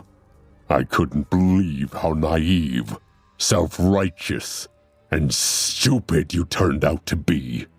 It made me sick. It made me want to do things that I promised myself to never do again. I expected better from the daughter of the immortal flame. To disappoint me so thoroughly. His growl reverberated through the great hall and then abruptly disappeared. A moment later, Gunlaug suddenly threw his head back and laughed brightly. Oh, but then it hit me. I was such a fool. You fooled me so beautifully. Brilliantly done, changing star. Please, do accept my compliment. After I saw the real you. It was such a joy to watch your performances.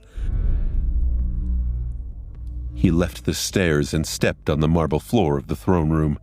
The crowd of the castle inhabitants parted in front of him, people hurrying to get as far away from the oppressive aura of the golden armor as they could.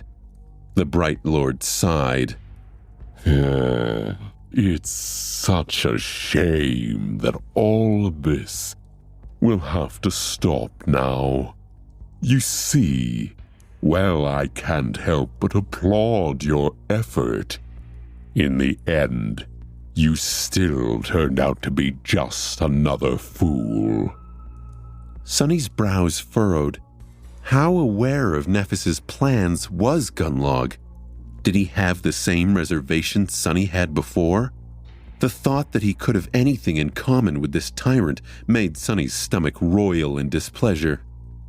He glanced at Effie and asked, his voice full of mockery. A challenge? I don't think it's your place to demand such a thing. You are not the one accused of the crime, after all. If someone has to invoke the right of challenge, it should be Effie herself.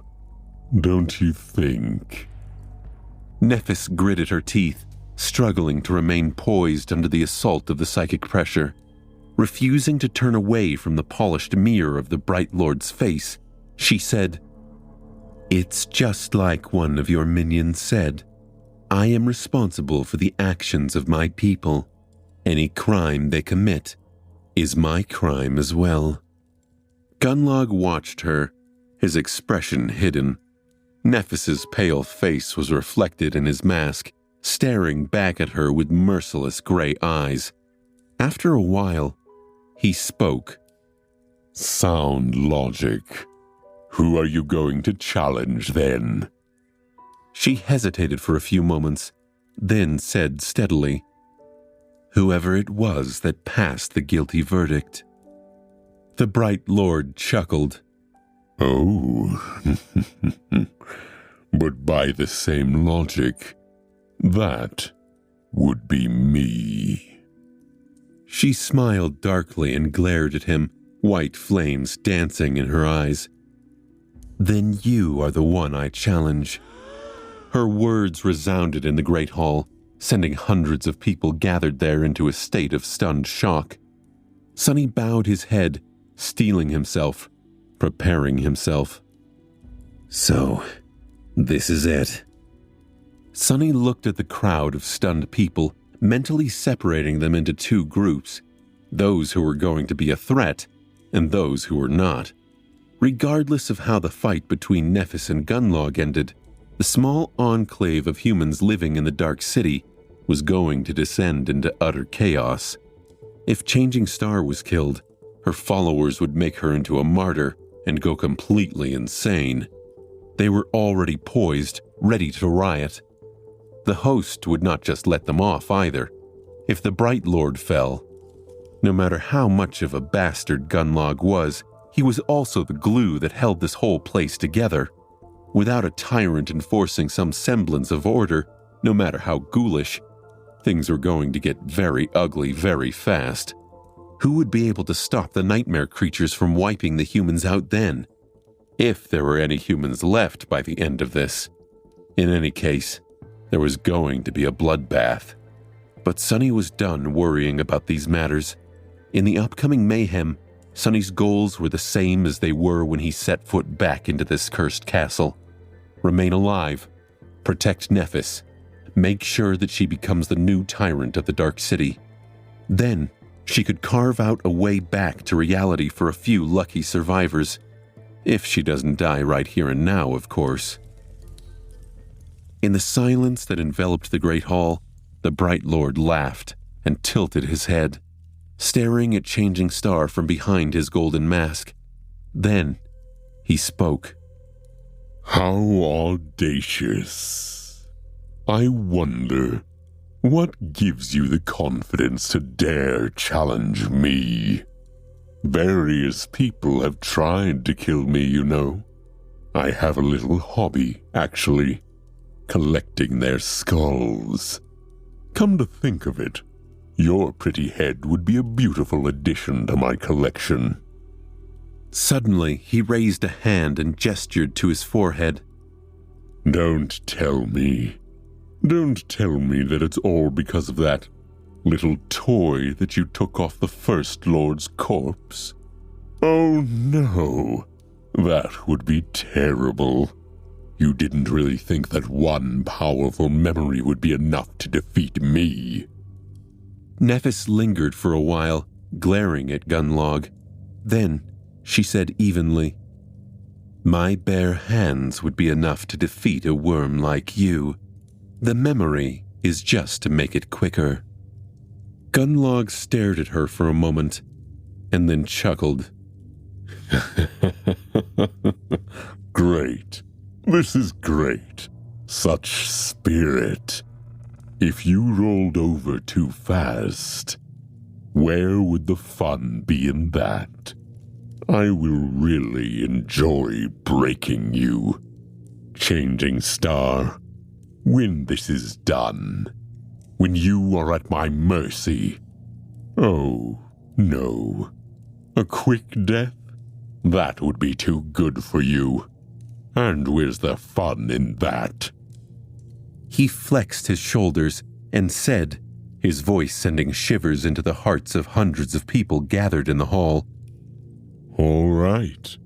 I accept your challenge."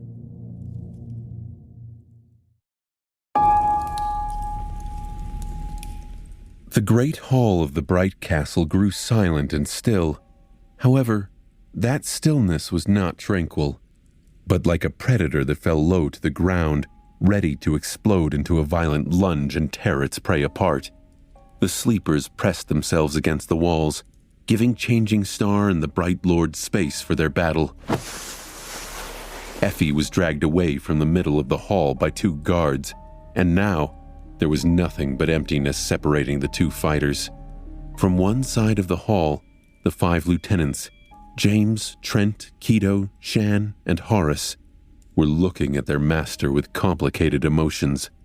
On the other side of it, Kai, Castor, and the leaders of the outer settlement hunting parties were doing the same. Cassia was also there, her hand resting on the hilt of the quiet dancer. There was a grim, somber expression on her beautiful face. Sunny glanced at the blind girl and then turned to the center of the throne room. 2 people were standing opposite each other there. One was a tall man encased in a strange golden carapace that followed the lines of his mighty body. The other was a young woman in an elegant plate armor forged of white metal. There was a subtle similarity between them. Both were emanating a striking, compelling sense of power and confidence that very few people ever possessed. Both were fearsome and deadly. Both were at the apex of their kind. However, this was where the similarity ended. This does not look good, Sunny thought, evaluating the 2 fighters. He knew better than anyone what Nephis was capable of, but even then, the sight of her facing Gunlaug made a deep scowl appear on her face. The Bright Lord was much taller than her, and weighed probably twice as much as Changing Star. He was stronger, had longer reach, and had much more experience in slaughtering people. That was not even considering that damned golden armor of his. Even with the miraculous augmentation of the Dawn Shard, Neph's silver sword could barely be considered at the same power level as an ascended weapon would have been. That was still a whole rank below Gunlaug's strange echo. Trying to break through that armor was going to be as hard as cracking the shell of a carapace centurion with a sword forged for mundane steel. Incredibly hard, if not impossible. And unlike the carapace of a scavenger, the golden echo did not seem to have a weak spot. At least, not one that Sunny could see from this distance. At that moment, sparks of light appeared in the air in front of Changing Star. The silver longsword appeared in her hand, and she pointed it to the ground. For now. Sunny narrowed his eyes at Gunlaug and thought, what weapon is that bastard going to use? That would decide a lot. Sunny was sure that Gunlaug possessed an arsenal of powerful memory weapons. But how powerful were they exactly? He glanced at the Bright Lord, expecting to see the same sparks swirling around his hands. However, there were none. Instead, the liquid gold flowed forward and assumed the shape of a heavy battle axe, which Gunlaug then grasped and leisurely put on his shoulder. The polished mirror of his mask reflected the slight frown that appeared on Neph's face. A lump formed in Sunny's throat. Damn it. The weapon the Bright Lord was going to use was also a part of his echo, and as such, possessed the quality of a transcended weapon. It was going to cut through the Star Legion armor without much effort. Sunny's gut twisted into knots. This is even worse than I imagined. As Sunny gritted his teeth, Gunlaug said in a serpentine, insidious voice, "Any last words, Changing Star?" Nephis tilted her head a little and remained silent for a while. Her helmet weaved itself from strings of light, hiding her face completely, with only calm gray eyes visible through the crack of the visor. Finally, She answered with only one word, her usually even voice, full of furious contempt. "Traitor." A wave of whispers spread through the crowd. People were guessing what exactly she meant by that, but Sonny suspected that he was the only one who knew. Had Gunlaug even truly known what Nephis was accusing him of? Or had he settled into this life of a tyrant and completely forgotten his training and life before? Was there anything left for him to return to in the real world? Or was he running from that too? Nephis wasn't accusing Gunlaug of betraying his fellow humans or causing the deaths of numerous young men and women. She was accusing him of betraying the true duty of the Awakened and submitting to the nightmare spell instead of fighting it to the bitter end. In her mind, that was a far greater crime. The only crime, even. Sonny remembered the details of Neph's first nightmare, what she had to walk away from. She resisted the pull, the seduction of comfort, for what she knew was right. Gunlaug had let himself be swayed by even less. The Bright Lord laughed. That's too bad. I heard that one before. And then, without wasting even a fraction of a second, he suddenly exploded forward in a terrifying lightning-fast lunge.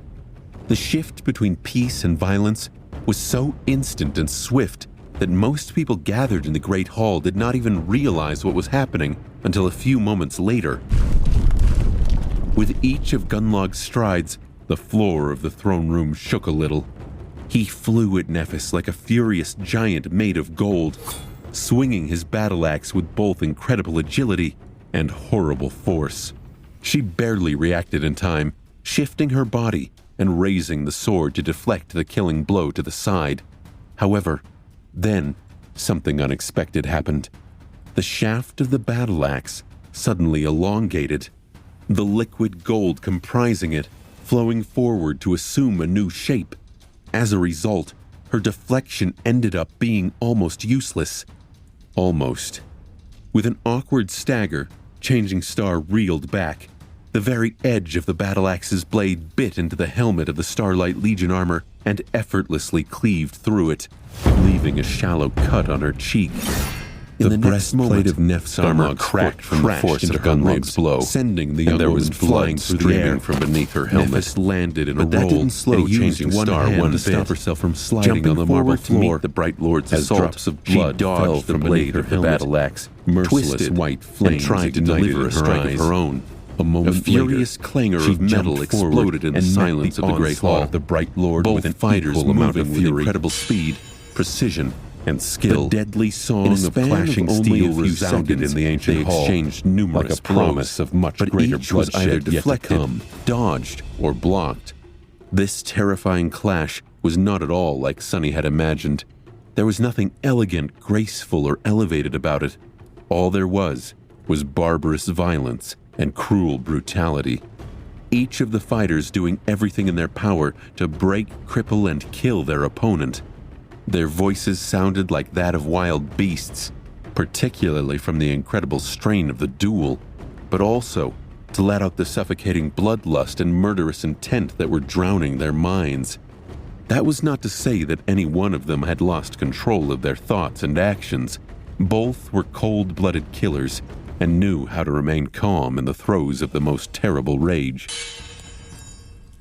A few seconds later, Gunlaug and Nephis disengaged and staggered away from each other, letting the spectators draw in shaky breaths.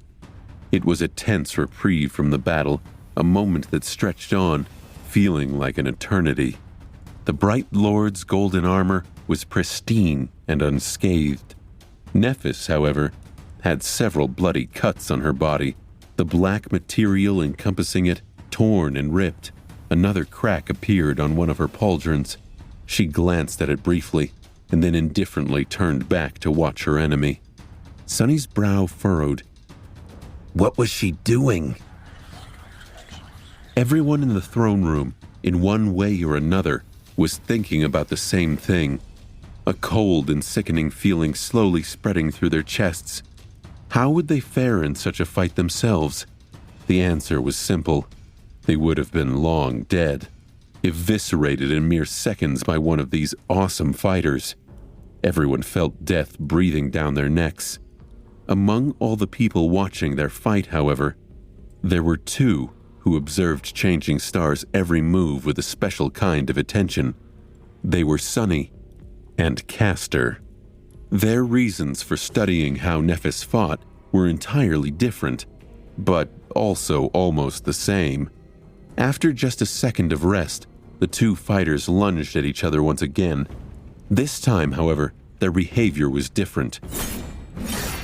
The first clash was just a test to gauge what the enemy was capable of. Now, they were not holding anything back, throwing everything they had at the enemy. At least, that was how it seemed. Changing Star's sword suddenly flashed with brilliant radiance. Removing one hand from the hilt, she grasped the incandescent blade with her armored gauntlet at the middle to better control its tip and raised it to shoulder level. With Gunlaug's ability to change the length of his weapon at will and almost impregnable armor, this grip was more advantageous. The Bright Lord absorbed the battle axe back into his armor. Then, two straight blades grew out of his forearms, creating weapons that resembled long, heavy punching daggers. They clashed once again, this time with even more fury. The people pressing themselves into the walls of the throne room trembled. Nephis seemed to abandon a lot of her defense, willing to take much bigger risks to obliterate the enemy. The reach of her sword was much shorter now, but the silver blade also grew much more agile and unpredictable. Gunlaug's daggers were a true menace to resist, however. They flew at her from all sides, either in tandem or in a staggered rhythm, making it hard for the young woman to predict and deflect each blow. But she wasn't trying to. Changing Star seemed willing to receive many shallow wounds to get a chance to land a strike on her opponent.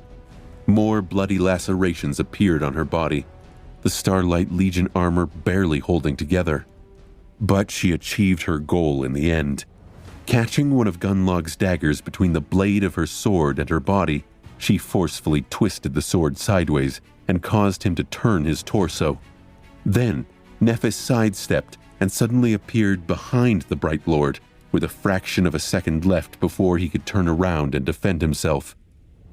Her incandescent sword finished its arc high above her head, and, changing back to the standard grip, she brought it down with all her strength on Gunlaug's shoulder.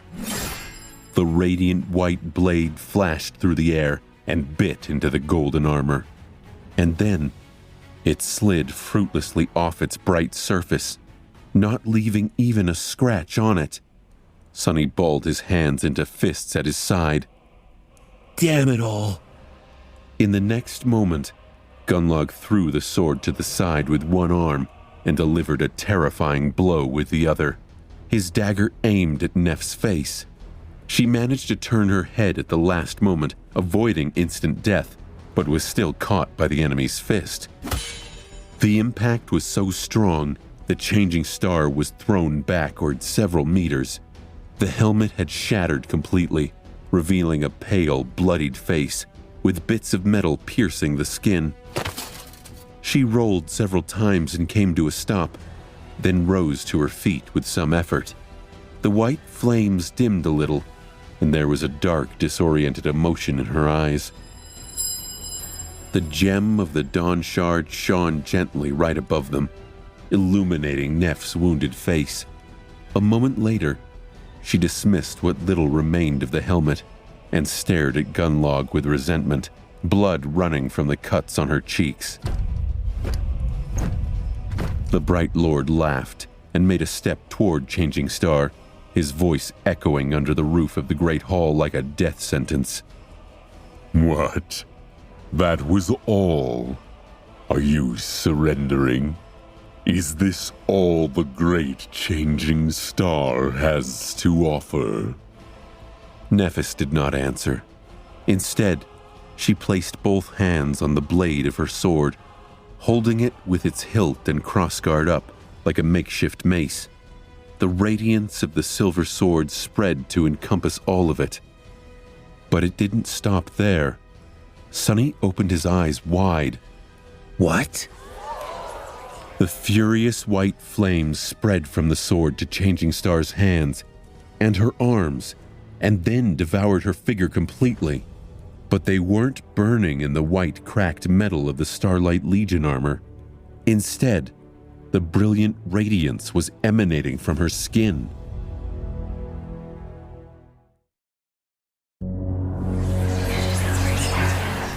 Sonny stared at the shining figure in front of him, a myriad of thoughts appearing in his mind.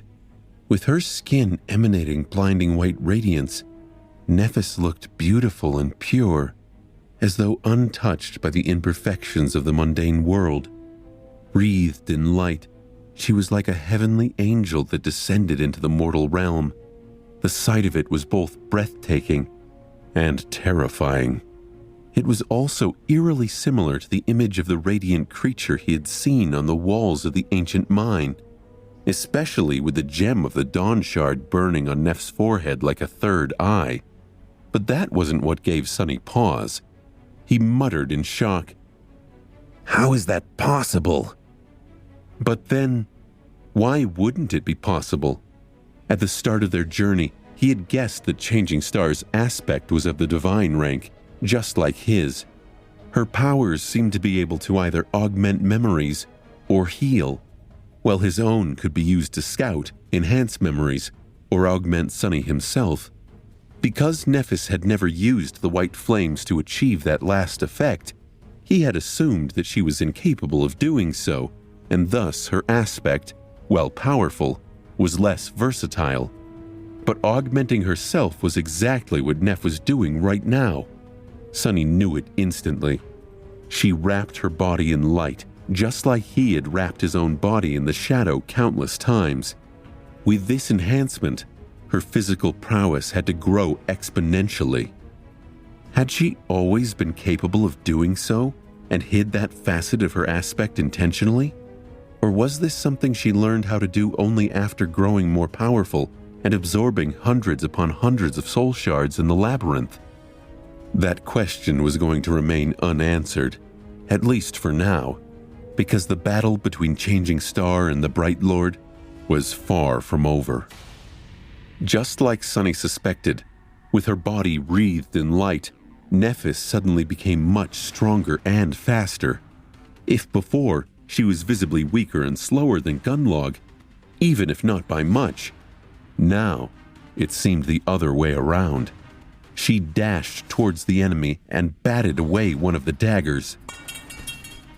Nephis charged forward and delivered a crushing blow right to the polished mirror mask.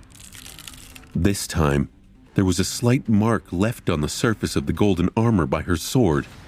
The two of them became locked in a ferocious battle, dozens of attacks flying at each fighter. The clanging of metal grew in volume, turning into an almost deafening cacophony. Changing Star was fighting with abandon, more and more wounds accumulating on her radiant body. However, she also managed to land several more blows, each striking at the golden armor of the Bright Lord's face. Slowly, a hint of a crack started to appear on its surface. Sonny also noticed that her wounds weren't healing. It seemed as if Nephis was only capable of supporting two effects at the same time, one augmenting her sword, the other her body. To summon the healing power of the white flame, she had to sacrifice one or the other, but she was unwilling to. A few moments later, it seemed as though Gunlaug was slowly starting to lose ground. His enemy was just too fast, powerful, and ferocious. More and more strikes landed on the golden armor, and although it seemed to hold, for now, it was clear that the continuous blows were taking a toll on both the Bright Lord and his echo. However, the Golden Serpent had a few tricks up his sleeve too. When the momentum of the fight began to favor Nephis, he suddenly chuckled and turned his face to catch her reflection in the mirror mask. A second later, The sound of muffled groans could be heard escaping from the mouths of hundreds of people. The psychic pressure emanated by the Bright Lord suddenly increased manifold, throwing some people to the ground and making others stagger. Sunny saw blood flowing from people's noses, eyes, and mouths. He himself also felt it and gritted his teeth, struggling to remain standing. He almost fainted. Changing Star, who was at the center and the true target of the mental assault, let out a pained yelp and staggered. That was the moment when Gunlaug stepped forward and stabbed her through the chest with one of his daggers. As the long blade pierced the lithe body of the young woman and exited from her back, Gunlaug spoke in a calm and friendly voice. There. That's enough. Go die now, stupid girl. Then he twisted the dagger, making her scream once again. Nephis stared at him, blood flowing from her mouth. Then she raised her sword and hit him in the face with the pommel again and again until a small crack finally appeared on the surface of the mirror mask. But the crushing wave of mental pressure did not go away. Instead, it only increased. Gunlaug laughed.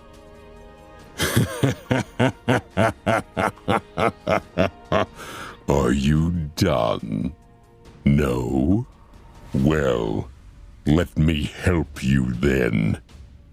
His second dagger flashed through the air, slashing Nephis across the wrist.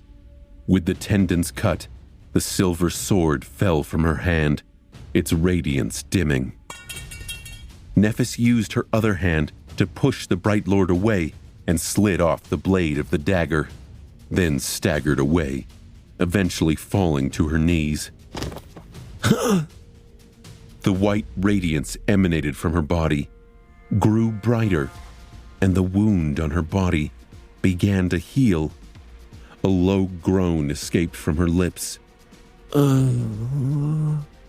Gunlaug approached the kneeling young woman, laughing.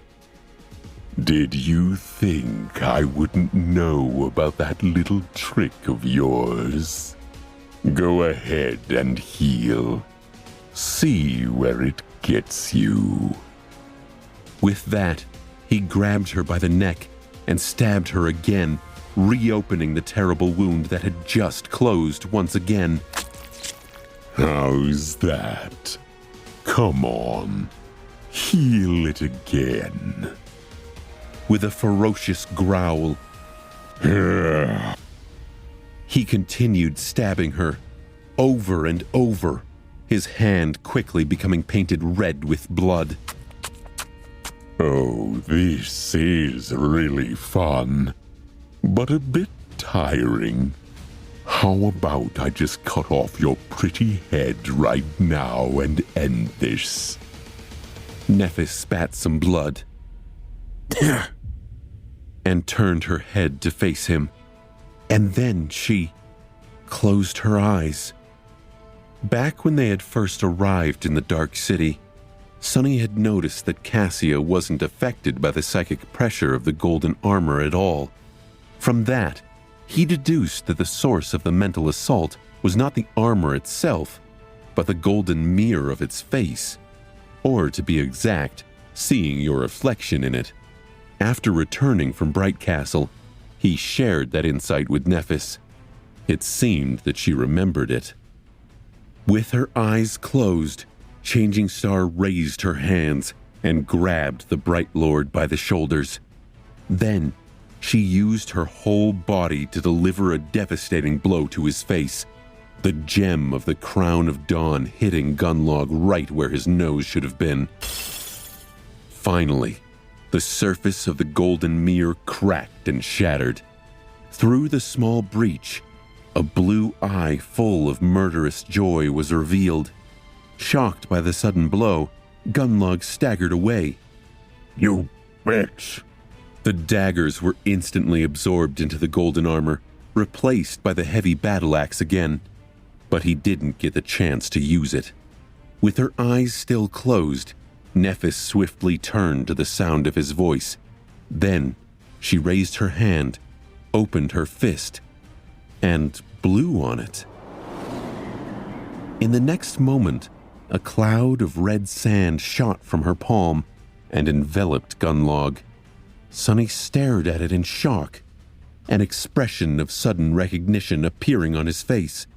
He knew the look of that cloud all too well. It wasn't sand. It was the bloodflower pollen.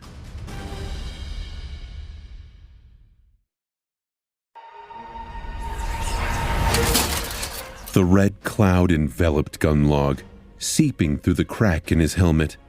A second too late to react, the Bright Lord reeled away, but not before inhaling the pollen of the nightmarish flower.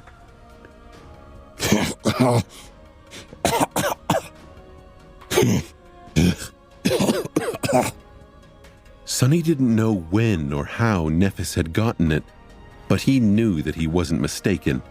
This was the pollen of the bloodflower, the grisly parasitic blossom that he had the misfortune of inhaling once, a long time ago. The memory of the bloodthirsty red flowers growing through his lungs sent shivers through Sonny's entire body. Back then, the only reason why he had not become a host for the insidious nightmare creature was because of the blood weave.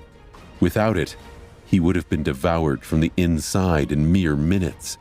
And now, the Bright Lord was going to fall to the same fate. It was a cruel way to die, especially for someone who had never seen the flower in action. Sonny blinked as he watched Gunlaug stumble backward. He thought, She really did it. It's only a matter of time now. The rest of the sleepers gathered in the great hall did not know that Gunlaug was already as good as dead, however, including the tyrant himself.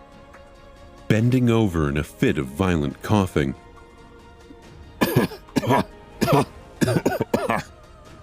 he growled. What have you done to me, bitch?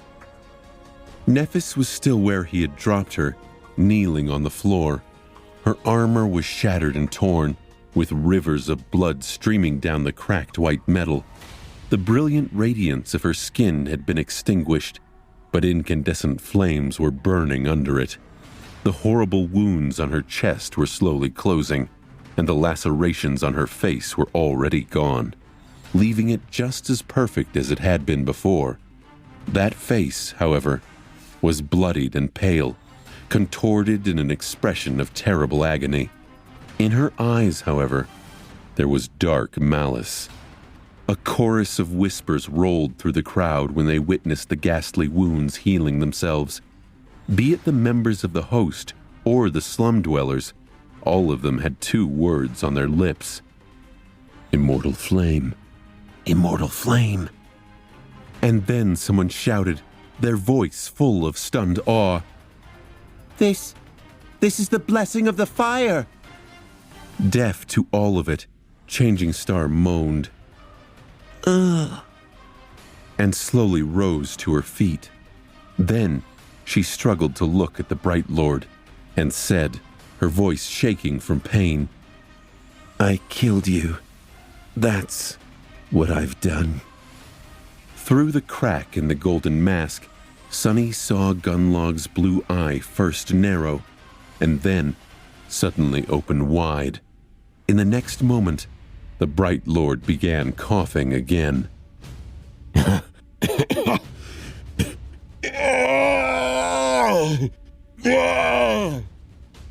This time, a suppressed scream escaped from his lips. Sonny wanted to turn away. This sight brought back visceral and very unpleasant memories for him. He quietly thought, It's about to start. Remember, you have a job to do, Sonny. Sonny shifted a little, subtly positioning himself closer to Castor. Gunlaug, meanwhile, staggered and groaned.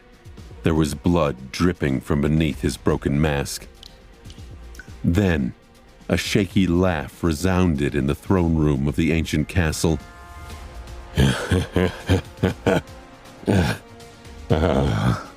You killed me. Did you really? What a surprise. He dropped his battle axe, which then turned into a puddle of liquid gold and merged with the strange armor. He took a step toward Nephis, but then swayed and fell to one knee. For a few moments, the Bright Lord remained motionless. Then, his body convulsed, more blood spilling through the cracks in the visor of his golden helmet. A muffled scream could be heard once again, full of torturous pain. Hundreds of people were watching him, stunned, their eyes full of disbelief, anger, and terror. The Bright Lord raised his head and glanced at Nephis, then hissed.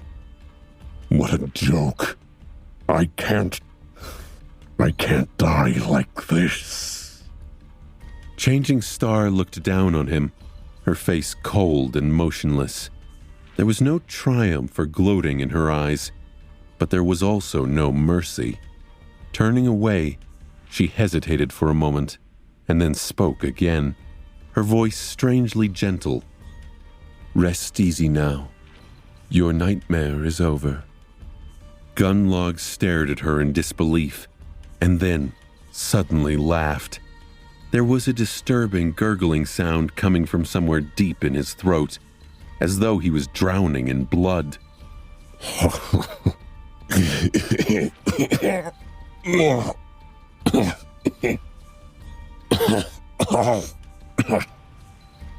Good.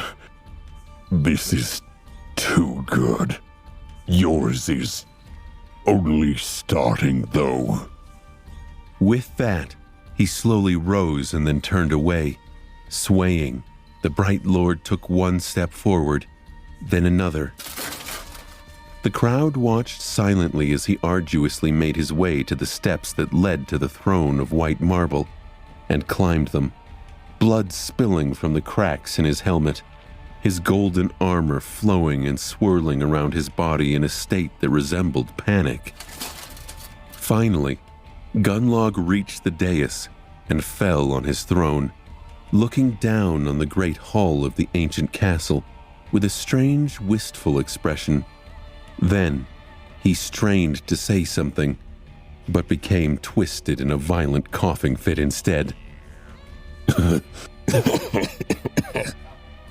In the end, he just whispered a few almost inaudible words and leaned on the back of the throne, his body relaxing.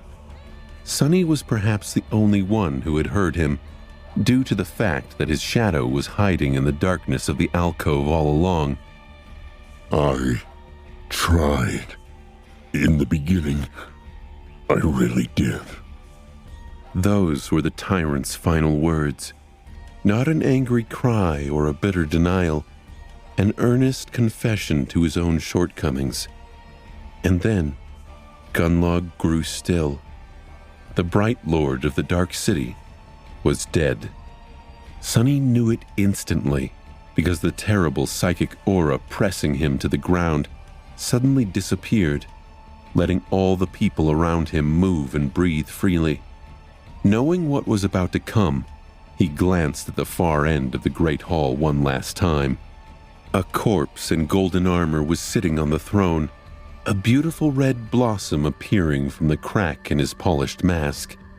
A few moments later, the armor suddenly shined with white light and then disintegrated into countless sparks, revealing the man who had ruled this cursed place for many years with an iron fist.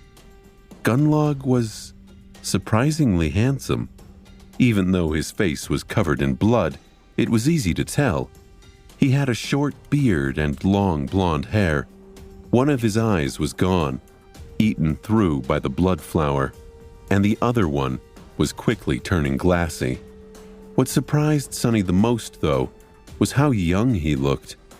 It was hard to imagine the Bright Lord as anything but powerful and ageless, but, in fact, he was no older than 27. Somehow, Sonny had forgotten that fact. Sonny swallowed and thought, Kids.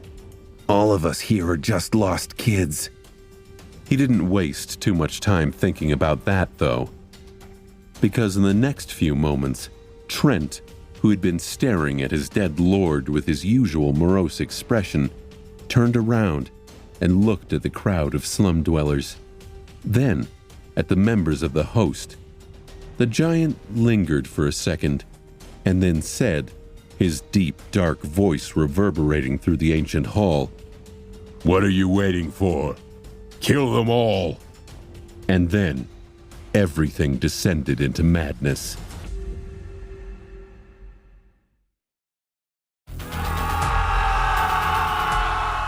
The first guard to follow Trent's order lunged forward, summoning his weapon, and fell to the ground, a heavy dagger suddenly appearing in his eye.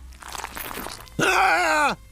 While everyone's attention was drawn to the bloodied figure on the throne, no one noticed as Sonny moved.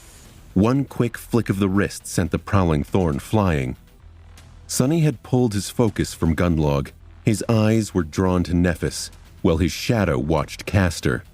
When the Bright Lord died, something strange happened to Changing Star. Her eyes opened wide, losing focus, and then she swayed a little and fell to one knee. Her body was busy rearranging itself after absorbing a huge amount of soul essence, which made Nephis vulnerable for a few moments, just as she predicted. That was when Trent had given his order, and that was when Sonny threw his knife and killed the guard rushing to attack the slum dwellers. Someone screamed, and in the next moment, the great hall of the castle descended into chaos. Unnoticed by almost everyone, Castor suddenly turned into a blur. But Sonny was prepared. He smirked to himself and thought, Not so fast. In the chaos, Sonny was thrown to the ground and awkwardly fell, his wrist screaming in pain. But that was secondary. He had achieved his goal, though. Even while falling, he watched the proud legacy rolling on the marble floor, tripped by the invisible string of the prowling thorn. A second later, hundreds of sleepers clashed against each other, their suppressed rage, bloodlust, and murderous resentment finally exploding into a storm of violence. The white marble was instantly painted red with blood. Gunlaug's guards slaughtered indiscriminately, their powerful memory armaments and training giving them a vast advantage over the disorganized crowd of slum dwellers. But they weren't killing just those who came from the outer settlement. In the panic and havoc that engulfed the throne room, differentiating friend from foe was not an easy task. Sonny saw several artisan assistants fall to their blades, as well as a few unlucky people who had paid a heavy tribute in exchange for the promise of safety. Ah! Ah! With Gunlaug gone, any semblance of order had disintegrated too. It almost seemed as though the guards didn't care who they killed, or were even glad to be let off the chain. Even if there were those among them who had preserved some vestiges of conscience, now it was utterly gone, devoured by the crowd instinct and the exhilaration of being free from all restraints. Their faces were contorted with ferocious grimaces, and their eyes burned with rage, hatred, and tenebrous joy. This was perhaps the most disturbing and frightening thing that Sonny had ever seen, and he had seen some of the most chilling horrors the Dream Realm had to offer. As his eyes swept over the crowd, he silently asked himself, How can humans do this to other humans? But that question was moot and also hypocritical.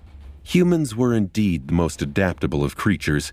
When they needed to, they were easily able to negate their victims of the status as fellow human beings, thus absolving themselves of any guilt or sin.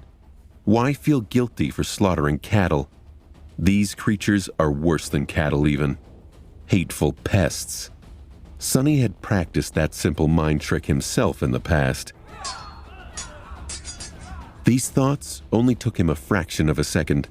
Jumping to his feet, Sonny summoned the Midnight Shard and dashed towards Nephis. The slum dwellers, meanwhile, came to their senses and met the assault of the host, with as much fury and bloodlust. Even though they were less experienced, well-fed, and armed, their resolve and exalted fury made up for that. The hall was filled with all sorts of battle cries. Protect Lady Nephis! Kill the bastards! Judgment! The two forces clashed, eviscerating anyone who had the misfortune of being stuck between them. Screams of terror and pain filled the great hall. Ah! Ah! Ah! Ah! Ah! The floor turned slippery with blood, and dead bodies piled on it, staring into emptiness with wide eyes. Sonny saw the scared hunter from before diving under the strike of a young guard and driving the tip of his sword into the enemy's throat. He saw several hunters of the host lunge at Effie, who had easily torn the rope that bound her arms and met them with a ferocious grin. The beautiful bronze spear weaving itself from sparks of light in her hands. He saw Trent crushing a random sleeper's skull with a heavy mace. The poor youth was only guilty of getting in his way. He saw people screaming in fear as they tried to flee the hall. Many fell on the floor and were then crushed under the feet of the panicking crowd. The problem was, he didn't see Castor. Arriving near Nephis, Sonny batted someone's sword away and then punched his opponent in the face, causing him to fly back with a pained scream. Ah! Sonny looked around, trying to notice the proud legacy, his mind cold and collected. And there, he saw him. Castor may have had plans to kill Changing Star at the moment of her weakness, but thanks to Sonny's subtle intervention, he lost that chance. Now, the legacy had bigger problems on his plate. With the enchanted gem in his hand, he was fighting none other than James, the leader of the hunters. No matter how strong and skilled Castor was, this was not an opponent that would go down easily, if at all. He couldn't extricate himself from that fight without risking being killed. Sonny sighed in relief and thought, Well, that problem seems to be solved. but now there was another, much bigger one. Back at the steps leading up to the white throne, Harus was standing with his back turned to the slaughter below, a strangely disoriented expression frozen on his face. Sonny could see his face because the shadow never left the darkness of the alcove, watching the dreadful hunchback's every move. Harus was staring at Gunlaug's dead body, his glassy eyes confused and empty. But then, slowly, a hint of a dark and deadly emotion appeared in them. Turning around, Harus studied the great hall, not disturbed even a little by the bloody chaos, the clanging of steel, and the scores of people dying in front of him. And then, his gaze fell on Nephis. Sonny's stomach dropped. That could not be good. At that moment, both Kai and Cassia appeared by Sonny's side. Sonny turned to them and gestured to Changing Star. Protect her!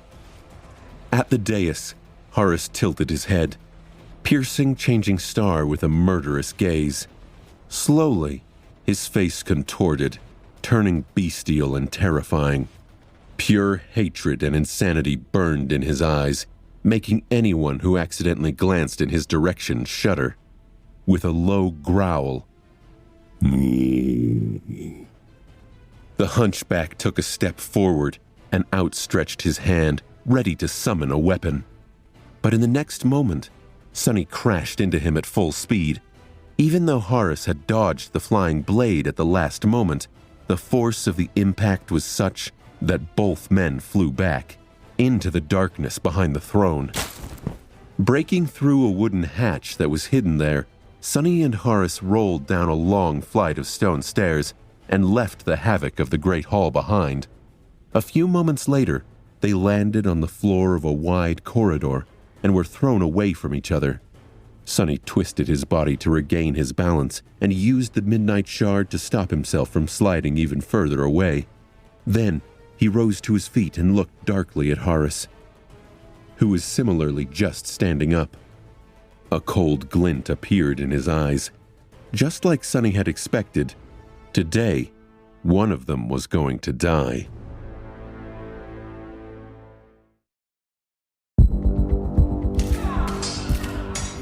Out in the great hall of the ancient castle, the air was full of screams and clangor of steel, with rivers of blood being spilled on the white marble floor. But in the wide corridor Sonny and Harus had found themselves in, the havoc that reigned above seemed muffled and distant. It was just the two of them here. Picking up the midnight shard from the cold stones, Sonny flexed his shoulders and looked at the hunchback. There was a dark, icy fire burning deep within his eyes. How wonderful. We are finally alone. The hunchback tilted his head and stared at him with his glassy eyes, not saying anything. A slight smile appeared on Sonny's lips. What? Nothing to say? Well, fair enough. Allow me to introduce myself then. My name is Sonny, and I've been hoping to kill you for a long, long time. Harus remained motionless, looking at him with the same indifferent, bored expression. A hint of anger appeared on Sonny's face. Since laying eyes on Harus, Sonny had sensed the other man was his dark reflection. Had he not felt the same of Sonny? Taking a subtle step sideways and slightly turning his torso, Sonny kept the anger from his voice. To tell you the truth, Harus, I have killed many monsters. Some of them were nightmare creatures, and some were men. I killed a person or two as well, but I have never done it out of malice. I've never enjoyed it too much. He paused and then spat, his voice shaking. But I will enjoy killing you. Sonny grasped the hilt of the midnight shard with both hands and took a step forward, piercing the hunchback with a furious gaze. You embody everything that I despise. The mere fact of your existence offends me. You sicken me, and for that reason alone, I'm going to end you. You don't deserve to live. Harus blinked and continued staring at him, motionless. He was ghoulish and unreadable, and that only fueled Sonny's rage. Had Sonny's bitter words really meant nothing to him? Or was this silent treatment all a show to maintain his wicked persona? Sonny stopped a few meters away and snarled, frustrated at the lack of response. Do you have any idea what I had to do? What I had to sacrifice? How many things I had to let go of to save myself from becoming someone's slave? And here you are, living as one, of your own free will. Bastard! What gives you the right? Who gave you the idea that you can breathe the same air as I do? The hunchback finally showed a sign that he had heard Sonny. With a slightly irritated expression, he shook his head. Talk, talk, talk. You talk too much, little worm. Sonny grinned. A dangerous spark appeared in his eyes. Yeah? Well, what are you gonna do about it? Harus smiled too. His smile was cold, unnatural, and frightening. Break you apart. You will have to die anyway. All of you will. Sonny raised his eyebrows. Oh, really? Why is that? The hunchback shrugged and outstretched his hand. Weaved from the sparks of light, a heavy chain appeared from the air, wrapped around his arm from wrist to elbow. Then he grimaced and straightened his back as much as his deformity allowed him. Before, he seemed to be of the same height as Sonny, but now Harus towered above him, almost as much as Trent had, his twisted figure radiating a sense of vicious, bestial power. As two menacing lights ignited in his pale eyes, he growled. Because it is the will of the Lord. Sonny laughed. Your lord? The bright lord? I don't want to disappoint you, fool, but your lord is dead.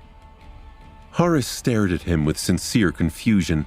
Then, a corner of his lips curled upward, with something that almost resembled pity. Poor worm. You don't even understand what loyalty means, do you? Alive or dead, it doesn't matter. Sonny snarled. You know what I don't understand? Subservience. I don't understand a weak coward locked in a position of mindless obedience. Finally, Sonny raised his sword and prepared to attack. You know, I spent so much time trying to learn what your aspect ability and flaw are, but now I'm glad that I don't know. I don't want to kill you using a trick. I just want to obliterate you. Harus listened to him.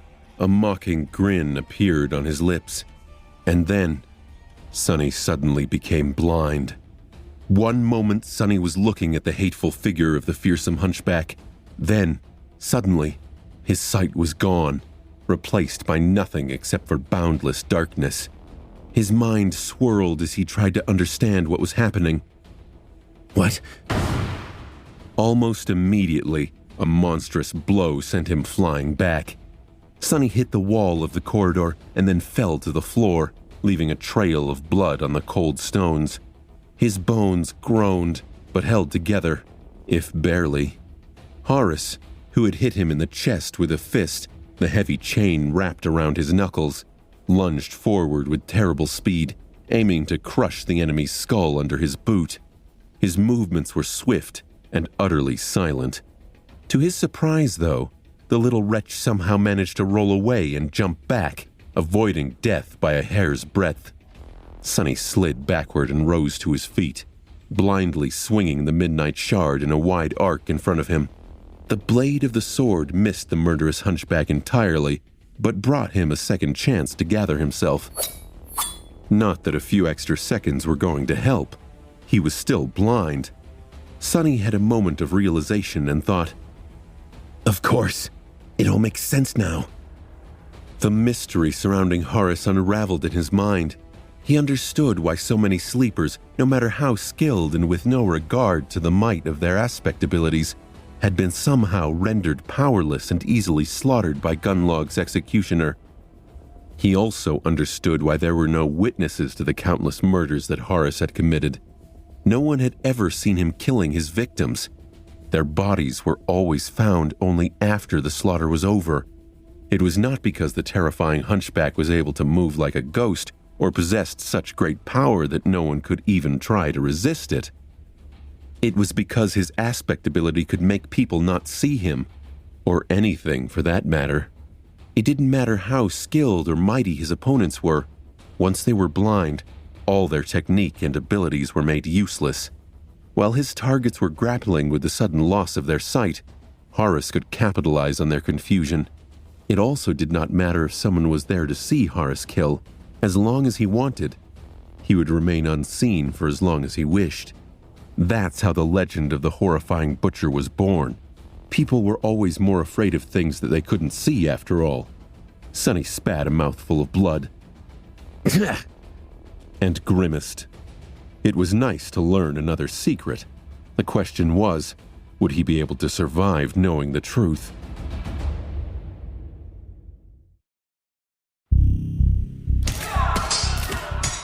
By a twist of fate, today, Sonny was facing possibly the worst opponent he could have faced on the Forgotten Shore, among the sleepers at least. However, Sonny wasn't surprised. He had always felt that he and the murderous hunchback were destined to end up fighting each other to the bitter end. Before, he had thought that this was just intuition, but now he knew that his occasional and subtle premonitions were anything but random. All that time ago, he had already sensed that the two of them were connected by a string of fate. Was it such a surprise, then, that his aspect happened to counter that of Harus to a large extent? And it did counter it, although not completely. If anyone else was in Sonny's place, they would have already been dead. Robbed of their sight, very few people could have resisted the furious assault of the terrifyingly strong hunchback. But Sonny wasn't just anyone. Even while blind, he had shadow sense on his side. Well, it wasn't the same as being able to see Harus. By sensing the movements of his shadow, Sonny was able to predict his attacks with at least some level of precision. It wasn't perfect, though. At least he had not reached the level where this form of perception could fully replace vision. So, now, Sonny had a choice to make. While his shadow was wrapped around his body, it gave him an incredible boost in strength, speed, and endurance. However, it wasn't able to provide him with a second pair of eyes. So, he could either continue to rely solely on shadow sense and keep this boost, or let the shadow go and fight Harus with just his own strength while being able to see. He had to ask himself what was more important here, perception or raw power. Sensing the hunched shadow of the murderous butcher lunge forward, Sonny dodged left and heard something whistle past his temple with terrible speed. Had he moved a fraction of a second later, his skull would have been crushed by the links of the iron chain wrapped around his enemy's fist. Sonny failed to notice the hunchback's other hand, though. His wrist was suddenly caught in an iron grip and twisted, forcing Sonny to yelp. Yeah! And nearly let go of the midnight shard. Harus's fist closed like a vice. Sonny felt like his bones were going to shatter. Following the direction of the twist, Sonny performed an aerial cartwheel to save his arm and reluctantly ordered the shadow to slip off his body. The boost in strength was worth nothing if he couldn't see to counter Harus's attacks. As he landed on the stones, Sonny was finally able to see again. Harus still had him by the wrist with one hand, his other raising to deliver a crushing blow. Sonny doubted that there would be anything left of his face if he were to allow that blow to land. He still held the midnight shard in his free hand. Turning the blade upward, Sonny thrust it in the direction of the hunchback's throat. As a hint of surprise appeared in his enemy's eyes, Harus changed the direction of his strike, turning it into a block instead. The razor-sharp blade bit into the links of the heavy chain wrapped tightly around his forearm and bounced off. However, that gave Sonny the opportunity to wrestle his wrist free and jump back. Despite the fact that his bruised hand was shaking, he put it back on the hilt of the midnight shard and faced Harus once again. The hunchback tilted his head and stared at Sonny with an amused expression. Slippery worm. How are you doing that? Sonny grinned. Wouldn't you like to know? Then he grimaced and added, after a few moments of pained silence, That was a nice trick you tried, but I can still see you thanks to my aspect. Harus grinned. Oh? Good. It's nice of you to tell me. With that, he suddenly threw his hand forward. Sonny's brows shot up. A panicked thought flitted through his brain. Oh no, what is he doing? Why did I open my stupid mouth? The distance between them was too large to land a punch, but in the next moment, Sonny realized his mistake. The chain suddenly flew off the hunchback's arm and instantly covered the distance between them. Before Sonny could react, it was tightly wrapped around the blade of the midnight shard. Then, Harus pulled it back with tremendous force. Sonny could either allow himself to be thrown to the floor right in front of the cruel executioner, or let go of his sword. He chose the second option. The midnight shard flew far away and fell on the marble floor with a melodious ringing. There was little hope of retrieving it, and Sonny doubted that Harus was going to give him enough time to dismiss and summon Midnight Shard again. Indeed, almost instantly, the fearsome hunchback was already lunging at him, the iron hammers of his fists ready to break every bone in Sonny's body. Sonny snarled. Go die, bastard! He dashed forward, dodging a deadly strike. He twisted his body and delivered a ferocious blow of his own. His fist connected to the hunchback's chin, making Harus reel back. Sonny might have been lean and not as tall as most men, but he wasn't a weak outskirt kid anymore. The power of 900 shadow fragments, each earned in a deadly fight against unimaginable horrors, coursed through his veins. He was much stronger than he looked, strong enough to shatter stones with his bare hands. And yet, he wasn't nearly as strong as Harus. While shaken by the blow to the face, the hunchback didn't look seriously hurt, but his next strike almost made Sonny buckle. For a few short moments, the two of them became entwined in violent, barbarous combat. Using their fists, legs, and even teeth, they did anything in their power to destroy the enemy. Harus fought with the measured skill of an experienced killer, while Sonny fought with the desperate, feral cunning that his cruel upbringing had taught him. The hunchback was at a dire advantage in that fight, with his tremendous might and much larger weight and reach. All he had to do to win it was to wrestle Sonny to the ground. Knowing that Sonny had done everything in his power to avoid being grappled, he twisted and moved, dodging the hunchback's large hands and delivering strike after strike. Soon, Harus was bleeding from a half-dozen cuts on his angular face. Sonny, however, was in much worse shape. The hunchback's fists, and especially that damned chain of his, had left terrible marks on his body. The skin on his forehead was split open, and a stream of blood was flowing down his face. Usually, that would have blinded a person, but both of his eyes were already blind. He was using his shadow to see. Still, it was just a matter of time before Sonny made a mistake, and very soon, he did. Sonny was only a fraction of a second late, but it was all Harus needed to land one of his wide palms on his shoulder. Then, he gripped it with enough strength to make Sonny's bones groan, thus robbing the enemy of his only advantage, mobility. As Sonny's eyes opened wide, the hunchback grinned. Time to die, little worm.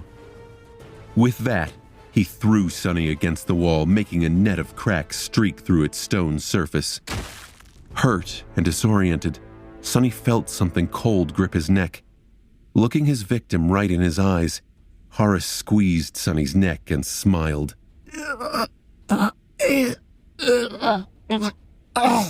Good. It's good that you can see. Usually they don't. Such a pity. Sonny raised his fist and hit the hunchback in the face, but to no result. He couldn't find the proper purchase or move his torso to deliver a proper blow. Regardless, he tried again, then again, then again. The skin on the face of his strangler split, letting more blood flow, but Harus just continued smiling, looking at him with fascination.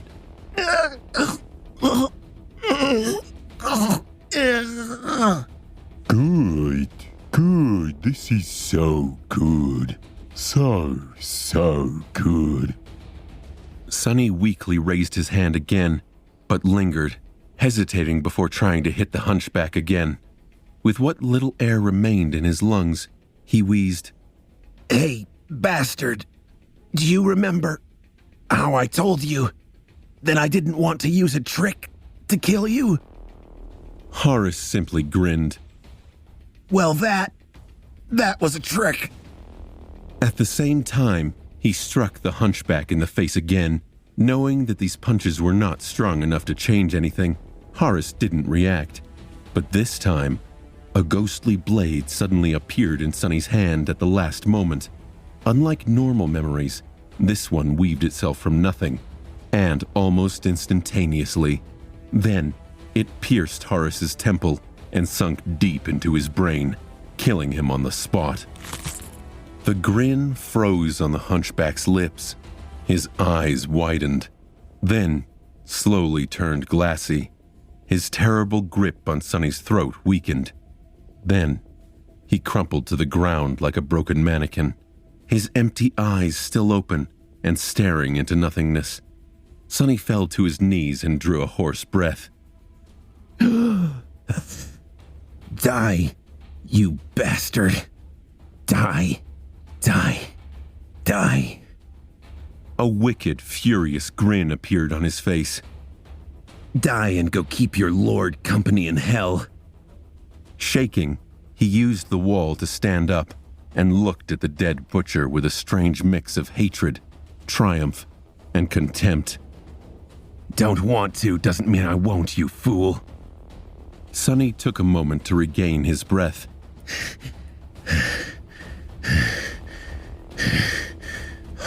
His eyes drifted toward the muffled sounds of the vicious melee in the throne room. He had no idea how long the battle with Harus had taken. or what could have happened to his friends while he was detained.